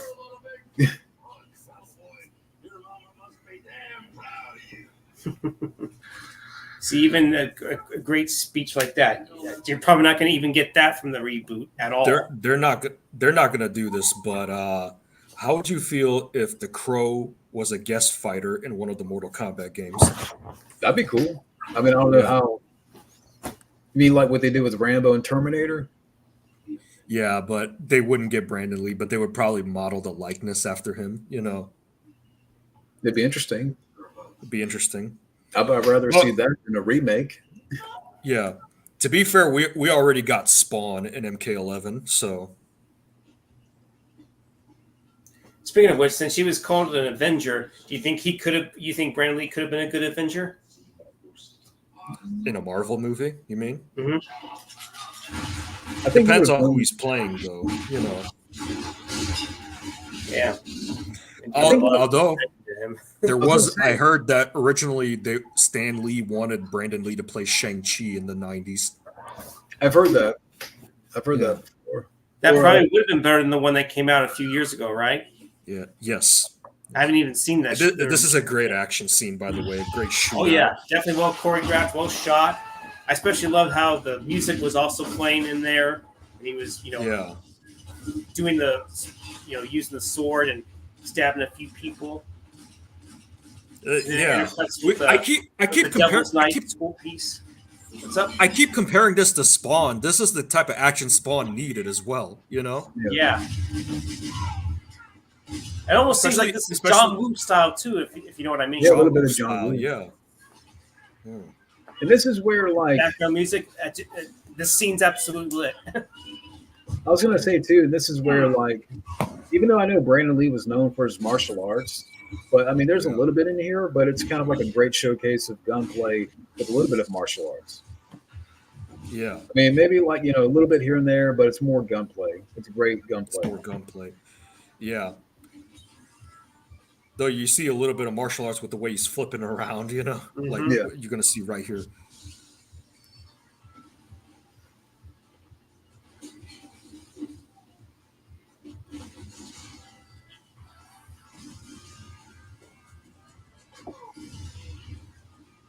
Him getting out the sword, yeah. Oh, this is fucking awesome. Yeah, getting that katana You're all sword gonna out, die. fucking up the people. Yeah. And then he says, "You're all gonna die." Yeah. And I mean, you can just tell too. I mean, and we talked about the performance here, but even the way he moves. Yeah. Yes. I mean, Just very slick and just agile. Yeah, you name it. Yeah, you could tell he picked up a lot from his father. Yeah. And even this little musical piece, "The Devil's Night" by Graham Revell, just floats well with the scene as well. Yeah.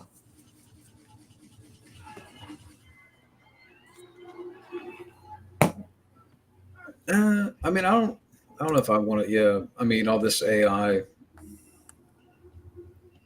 No, I don't. I think he should be left alone. To be honest. What about you? No, I would not want to see it. No, I don't know about that. I don't know. Oh yeah, give some really cryptic last words to Skank. Skank thinks he's brilliant, but nope.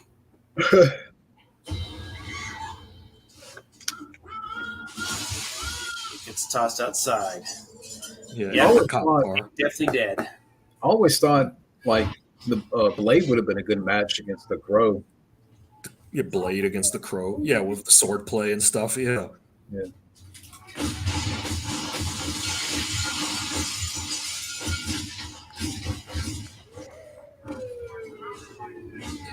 The crow is what Spawn should have been. Blade is also what Spawn should have been. And that's another example from New Line. Yeah. Now this movie definitely feels like it could be from New Line, but it originally was going to be from Paramount. Oh really? Okay. Yeah. But they pulled out after Brandon Lee's death. I'm gonna get something real quick. Yeah, I think I'll probably get a drink too. I don't know. We see the shots.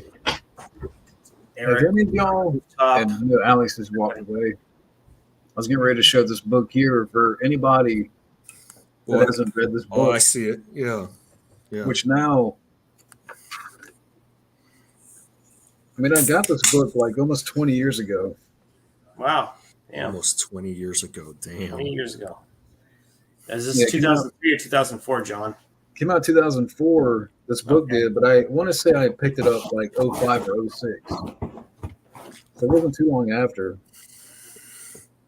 And I think this particular book now with this cover, like, it's going for a little bit on Amazon and stuff. Like even a used copy. What's that? So it's pricey now? A used copy, last time I looked on Amazon with this particular cover, a used copy is going for like $80.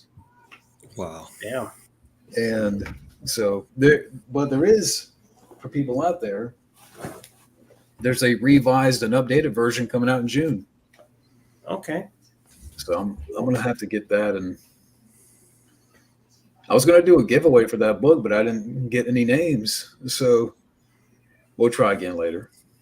We'll try again. Yeah. But anyways. Now they're formulating a plan to somehow weaken the Crow, and they just came to the realization that the Crow is his strength. They take out the Crow, the man becomes mortal. And apparently this was the scene that's about to come up whenever he's laughing with those kids. I think that was something that may have been what was added on later, or didn't know if they were going to keep it in the film or something. But it's a very kind of like charming moment, with Eric when he's not killing anybody or not avenging his death and everything. Yeah. It's a genuine feel-good moment, That definitely shows that he has humanity in him. Mm-hmm. And It really shows what could have been, man. Yeah, that's why in some ways this movie, as great as it is, as wonderfully directed as it is, Yes. it is hard to watch. mm-hmm. It is hard to watch. Yeah. Especially, knowing what else he could have brought to the table and what a powerhouse performance he brought here. It's like, damn. Yeah.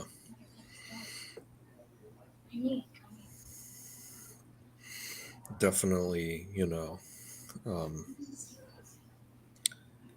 that he definitely should have. I keep stressing it enough. He should have been in Mortal Kombat, Yeah. Yeah. Just imagine his career definitely would have taken off in the mid '90s for sure had he been alive. And this would... how ironic would have it been though if if he was in Mortal Kombat and if that movie was successful and because his father did Enter the Dragon, which was pretty much like the precursor to Mortal Kombat. Mm-hmm. I wonder, because I do believe he would have broken out from this movie. Like, I mean, he was on his way up, and this film would have definitely catapulted him.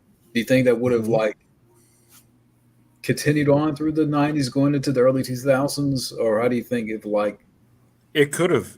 Valleys? What do you think? I think it would have continued onwards. Obviously, not every actor's career is perfect, but mm-hmm. I'm sure he would have had some flops here and there, and people, actors go through some ups and downs that that could have possibly happened. Just depends on how he could have remedied the situation and how he could have bounced back. Yeah.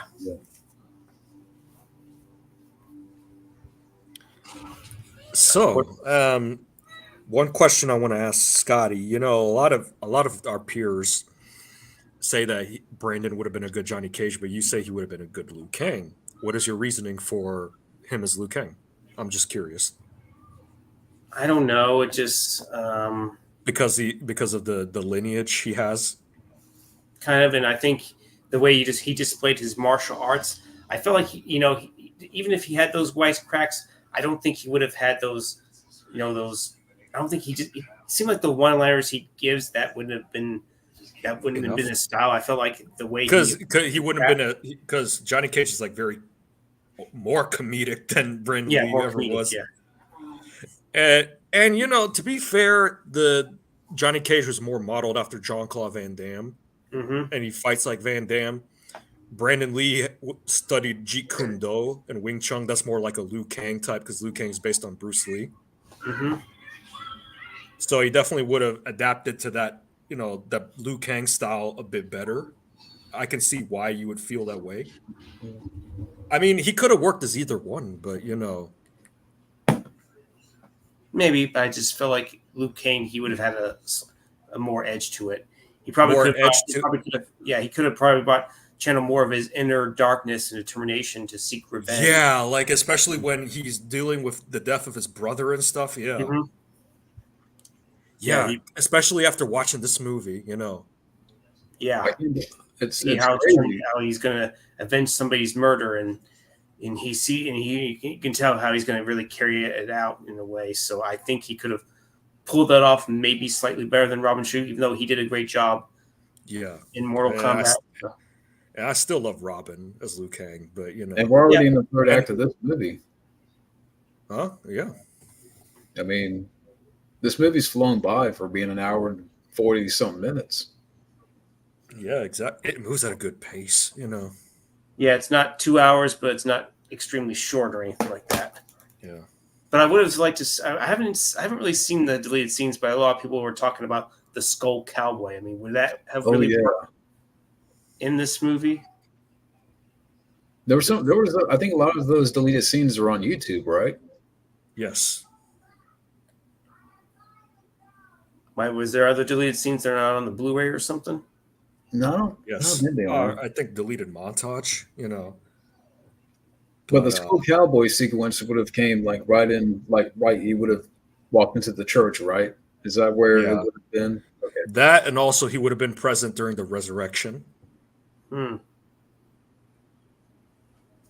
So for people out there, if you want to see deleted scenes or footage, I don't know how Ernie much. Hudson versus Candyman.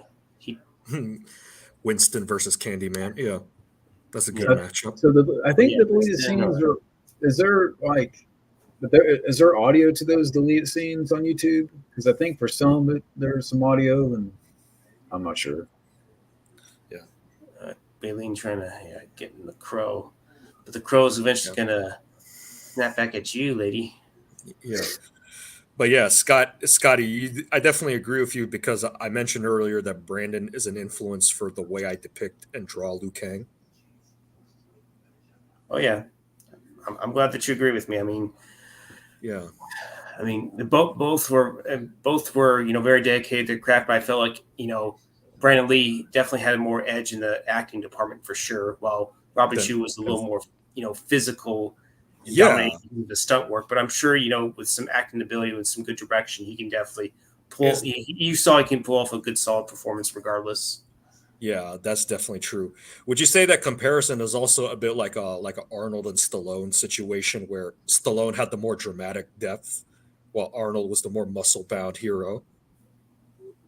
Yeah, to a certain degree, I could see that. Yeah. I wonder too because when you mentioned Van Damme's name earlier, like Mhm. action stars of this era that were kind of rising up, like a Van Damme, Jackie Chan, which I know Jackie Chan had been around. Do you think if I don't know I could go in there, but do you think Brandon would have lived? He would have topped Van Damme. Like you think he would have been He above Van probably would Damme? have been he probably would have been on par, you know. Probably would Bailey, have been you even mentioned you had better. to shoot Ernie Hudson. How dare you? How dare you shoot Winston? Sorry, I didn't mean to interrupt y'all. Oh, there you go. What are you gonna say? Or what do you guys think? Do you think he would have? I'm not What saying if he he would have been like a surpassed? level like Stallone Arnold level, but He probably would have been up there with Van Damme, that's for sure. Uh, but I don't know about him being able to top Jackie Chan though, because when Jackie Chan came with Rumble in the Bronx, that was like whole new level. yeah, Yeah, I definitely don't think he could have topped Arnold or Stallone, or honestly, maybe yeah. not quite. Maybe close to Van Damme, but maybe not quite. What about like Bruce Willis or Kurt Russell? Mm, probably not. Honestly, Probably not. Like close, but no I cigar. I have like I think if he would have kept it like based on what he did with this movie here, like if he kept Yeah, that streak going, I think he probably would have been A list. So maybe perhaps. I'm not saying Or it's hard. at the very least a cult actor, but who knows? mm-hmm. Yes, Baleen, you're a Mugu Guy Pan now. Yeah, she got pecked in the eyes. Yes, the pecker was not strong with you that day or that night, I should say. I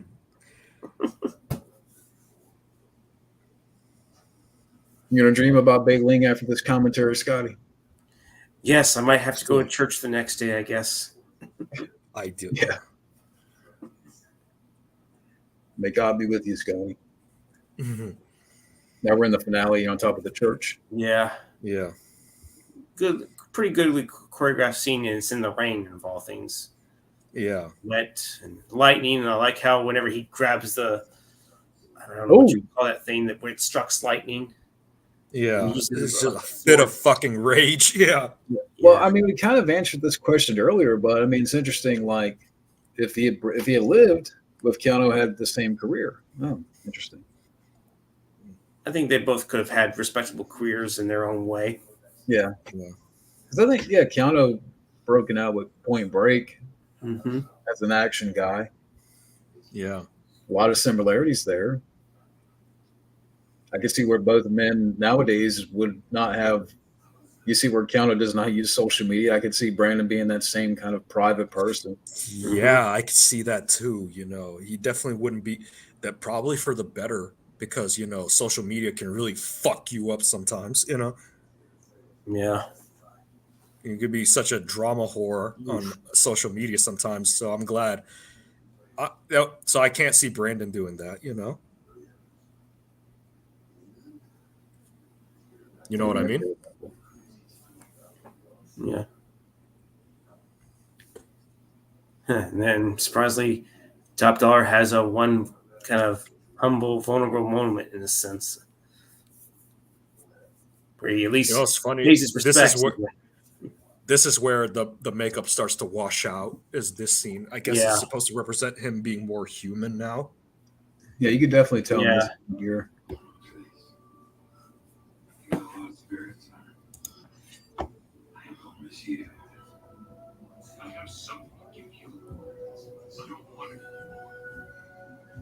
And then gives him the Shelley flashback, the 30 hours of pain.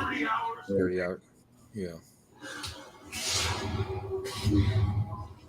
And the sensation just shocks the shit out of Top Dollar so much. Yeah, it just overwhelms him.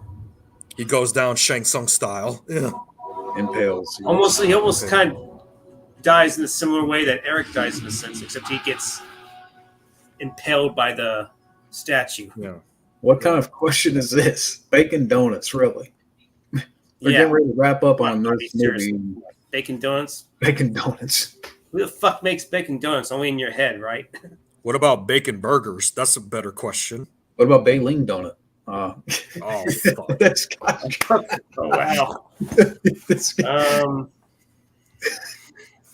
maybe back then, yeah. Now, I mean, I'm sure she's decent looking, but you know me, I want a woman in her prime, not in her decline, if you know what I mean. What? But Bailing's still good looking. I saw her a couple of years ago. Yeah. Is this now the Bailing stream? Yeah, is this the Scotty does Baleen stream now? maybe we'll ask her to join us for City of Angels if we do that. Yeah, I can't believe I never noticed it. Like you said before, the makeup's almost completely faded out. How it's kind of like symbolizing, his return to humanity, especially since he was becoming more mortal after the crow was shot. Yeah, you see Ernie Hudson's character decides he's going to quit. And just don't go back and forth like Riggs did in Lethal Weapon 3. Yeah. And it's sad because, we're kind of getting down to the last scenes with Brandon here. The last scenes you'll ever see him. Yep, his last scenes that you see on film and in celluloid. He's like Batman, he disappears. He disappears, yeah. It's very... I mean, you can say a lot about this film, and it's wonderfully directed and made, and it's a well-made picture, and it's just these last few minutes here just hit you like, a ton of bricks. Definitely.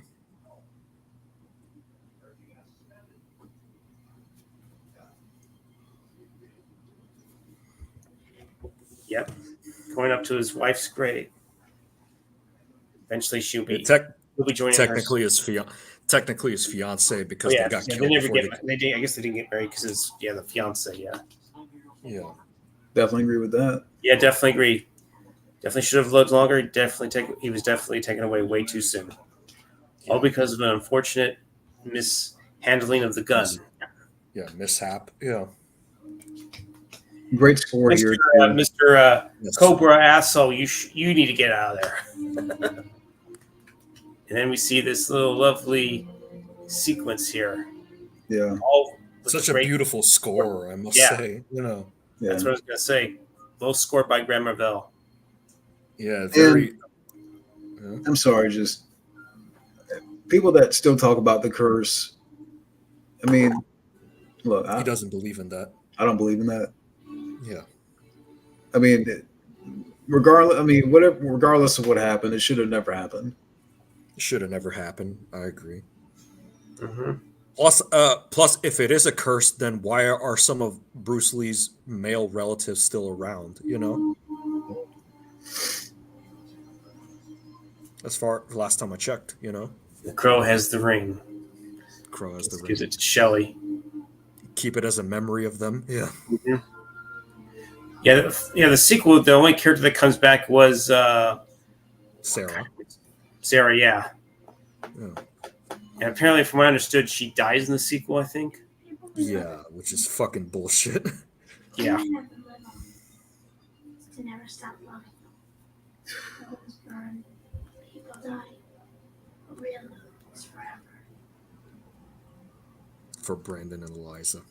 Yep. Damn, that hits hard. Mm-hmm.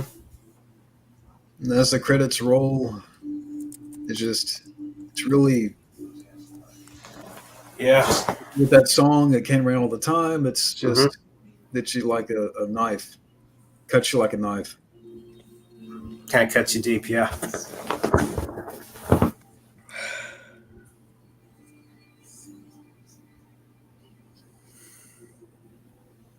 What do you guys? I mean, we've seen The Crow plenty of times, but it's what do you? I give this a 10 out of 10. I give this a 10 out of 10. This is honestly a great film. One hell of a fucking movie. I wasn't even going to ask for a rating. I was like, well, oh, I thought you did, but no. Well, no, I was like trying to, like, I mean, we know it's a great movie. I mean, for people out there, favorite movie. It's definitely in my top 10 for me. The more I think about it, still a damn good film after 30 years, or will be 30 years. I mean, now it's been 30 years. What are your thoughts on the film, The Legacy? I mean, the tragedy obviously being tied to it. Tragedy aside, The Legacy is strong as ever. Yeah.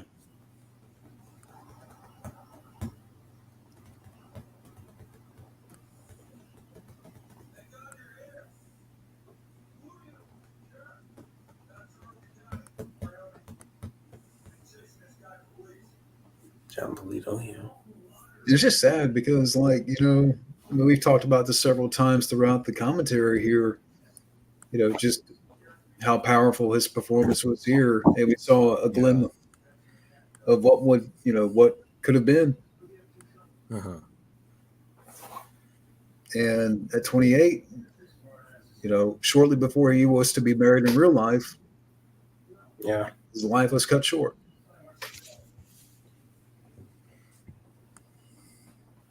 "30 years later, people still talk about this movie. People still remember this performance. They remember the soundtrack. Mm-hmm. They're not going to remember this remake. They're not going to remember Bill Skarsgård. They're not going to remember the original is always going to be living in people's heads from here on out. People who are it's just like the RoboCop situation, Yeah.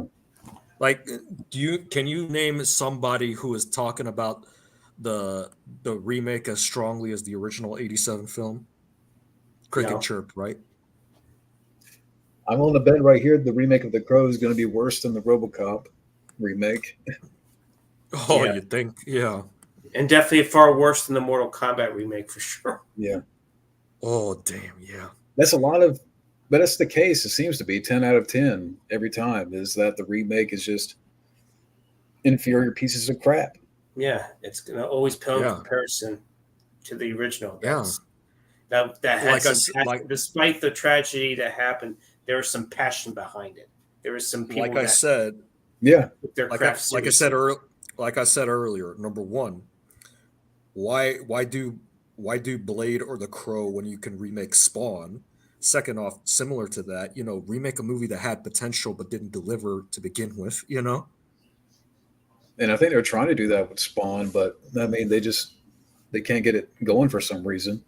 Yeah, I don't know why.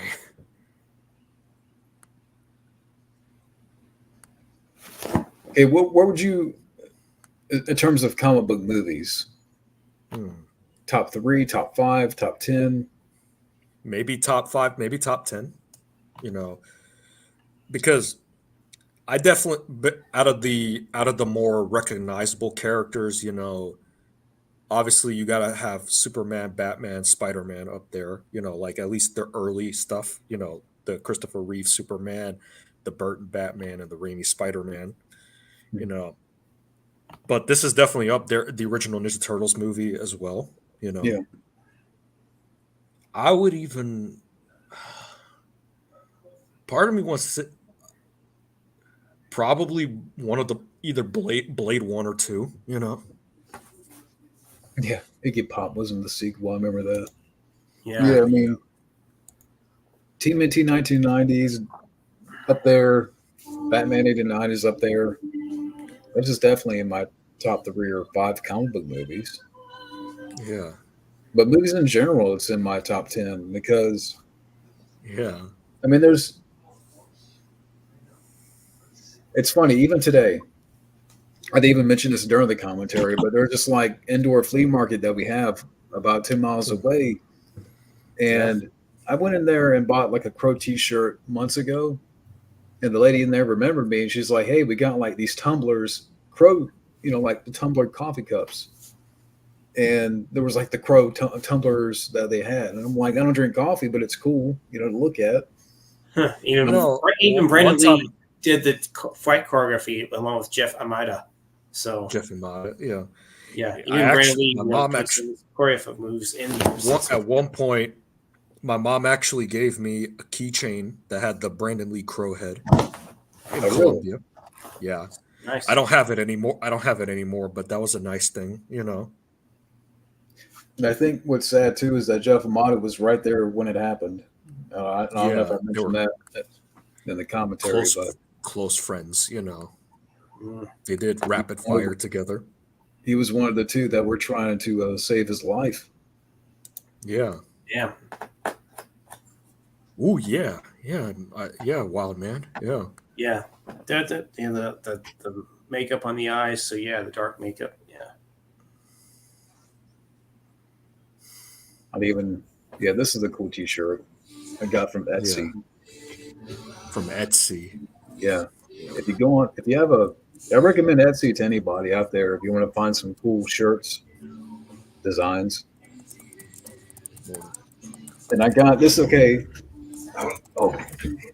They really promoted the hell of the trailers with the song on that by Stone Temple Pilots. Yes, they did. Yeah. Damn good song. Yeah. This is the one that I got from the flea market. It's like an indoor flea market. Nice. Oh. Yeah, I'm not a big fan of the movie. Sarcastically. I mean, I'm a big fan of it, so obviously. Oh, shit. I don't know what we're doing next. I don't know. Spawn, maybe? I don't know. As much as we've mentioned it here, man, we can make that movie better with the commentary. Yeah. Speaking of shirts, hold up.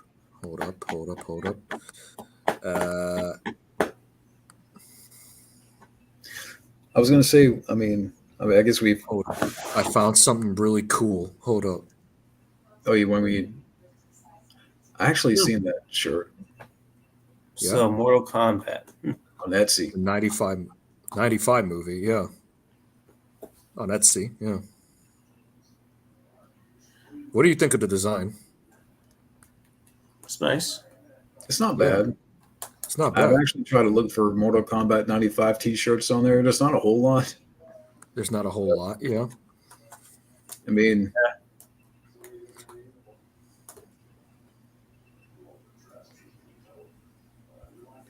I think it looks good. It probably would look even better if the shirt was black, though. Yeah.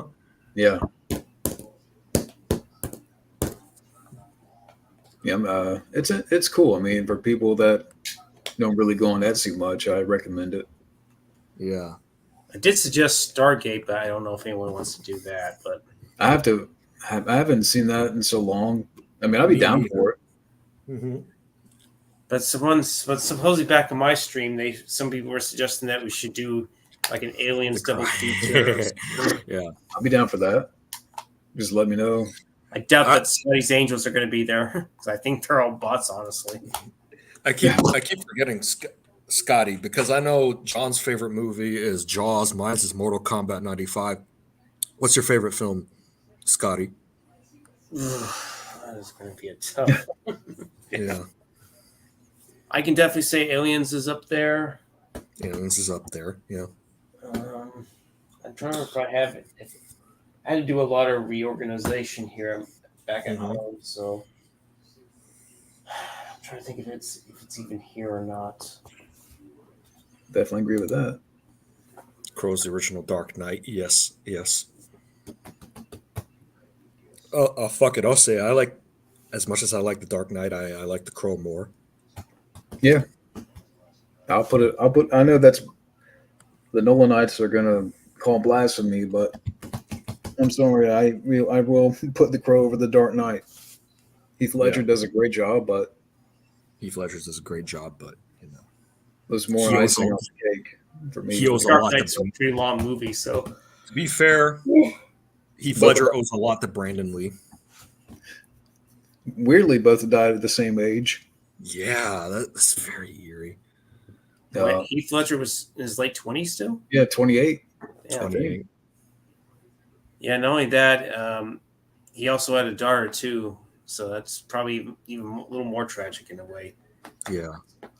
But my overall thoughts on The Crow, I mean, wonderfully directed movie, well made, well shot, great soundtrack, powerful performance. Yeah, despite the tragedy, it's very well put together. There's some passion and drive behind it. It's a film that still maintains a great following, still has superb acting, good action sequences, a great score, good cinematography, you name it. A film that still stands the test of time, and none of the sequels and no fucking remake is ever going to surpass that. Not at all. Definitely agree with that.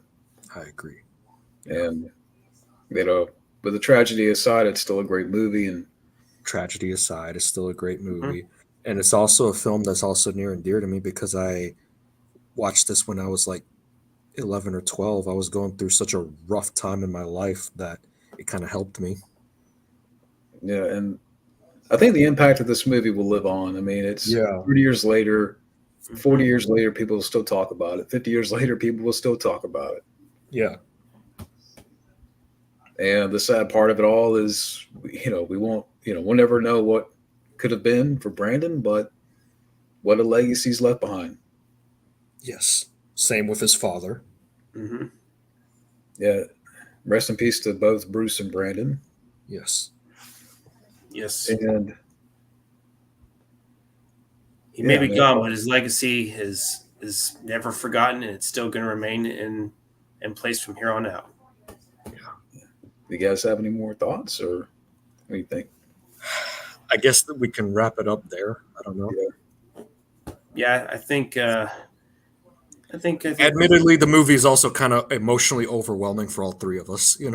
Yeah, I mean, you probably noticed we got quieter as the movie started to. Yeah, I guess in a way it kind of makes us teary-eyed in some way, and it's not even a chick flick, but this has more heart than a fucking romantic comedy any day of the week. Especially nowadays, yeah. It has more heart than a lot of comic book movies now. Oh, definitely, yeah. There's no question about that. No question about that. If this was re-released in theaters, we definitely would go pay to see it, right? It actually is being re-released in theaters. It's going to very soon here in our area, because me and Alex Ryo King here, we don't live far from each other. Yeah. Yeah, they're going to re-release it in. If I was a little close by you, I'd say let's all buy a ticket and see it, and let's have some drinks and some delicious food after that. Well, is it at Alamo Draft House? Is that what it is? I think Regal. So if you have Regal near you, Scotty. Regal. Yeah, there's a Regal. There is a Regal. What was it called? Regal, not Regal West. Well, Regal. In Cary and Raleigh, in Apex. Yeah. Wow. Regal Metropolitan. That is what it was called. But the showings are all 6:30 p.m. Wow. On Wednesday. Because I had an opportunity a couple of years ago to go watch it on the big screen, and I kind of let it go by me. And I don't want to miss out on this one, so I will be seeing it again probably. I probably should too. I don't know. Depends on the situation, the circumstances, and all that stuff. Because we all have lives ahead of us. Yeah. Yeah. But I don't know what we'll do next. But does anyone want to stay and chat for a bit after the stream is over, or do y'all want to go? Y'all need to go back to doing what I'm gonna jump right in bed because. Okay. Yeah, it's almost 12 o'clock. If you still want to talk, Scotty, to me at least, sure, maybe, Yeah, sure. I'd be down for that. If you need to go, John, I understand. I don't know if you have to work tomorrow, but Oh no, I mean I'm off, and I'll be around. But then, like after work, the next 5 6 days after tomorrow, so Yeah. I'm trying to decide. There is a thing I have to do in the morning. Then after that, I'll be around. I got you. No worries. But I mean, for people that stuck around the chat, and I mean, Wild Man Beyond and others, thank you, and Beyond, thank you very much. thank you, Gabbo and Scotty, for joining up. I mean, it was a lot of fun. Yeah. Well, thanks for having me on as usual. It's always a pleasure. Same with Alex. Always good to interact with you. So, and I don't know about that, Wall Man. I don't think we want to waste time on a fucking useless sequel that really didn't need to be made. So, we're better off doing Spawn. That's for sure. I think we're better off just doing something productive in our lives rather than talking about that movie. Yeah. Even though that movie did get fucked over by the studio in a way. Fuck, if since we're in the dark superhero trend, and it's been a while since we did a series, probably the Blade films. Yeah, because I know especially Blade Trinity being almost 20 years old. So yeah. And last year was like the 25th anniversary of the first movie. Yep, 98 December. I think it was late November. No, it was August. Oh, it was August. Okay, I keep getting them mixed up. I guess. It does feel like a movie that would come out in the fall, though. Yeah, but yeah, I mean, this was great. I mean, we all know it's a bittersweet film to watch. A little hard, but I mean, it was still great. And happy 30 to the film, and happy 30. Thank everybody for watching. And we'll talk more about what we're going to do next. I mean, we've talked about Spawn quite a few times here. Mm-hmm. But yes, The Crow. Happy 30th anniversary. Your legacy is going to live on forever and keep living on forever, especially with Brandon Lee. He is the Crow. No one else is the Crow. Nobody else. Yeah. All right. So what's your favorite quote from the movie to close out the stream? Just too many to pick, but can't rain all the time. Can't rain all the time. That's a good one. Nothing's trivial. Nothing's trivial. Yeah. Have a good night, people, and we will see you again. Take it easy, folks. Have a good one.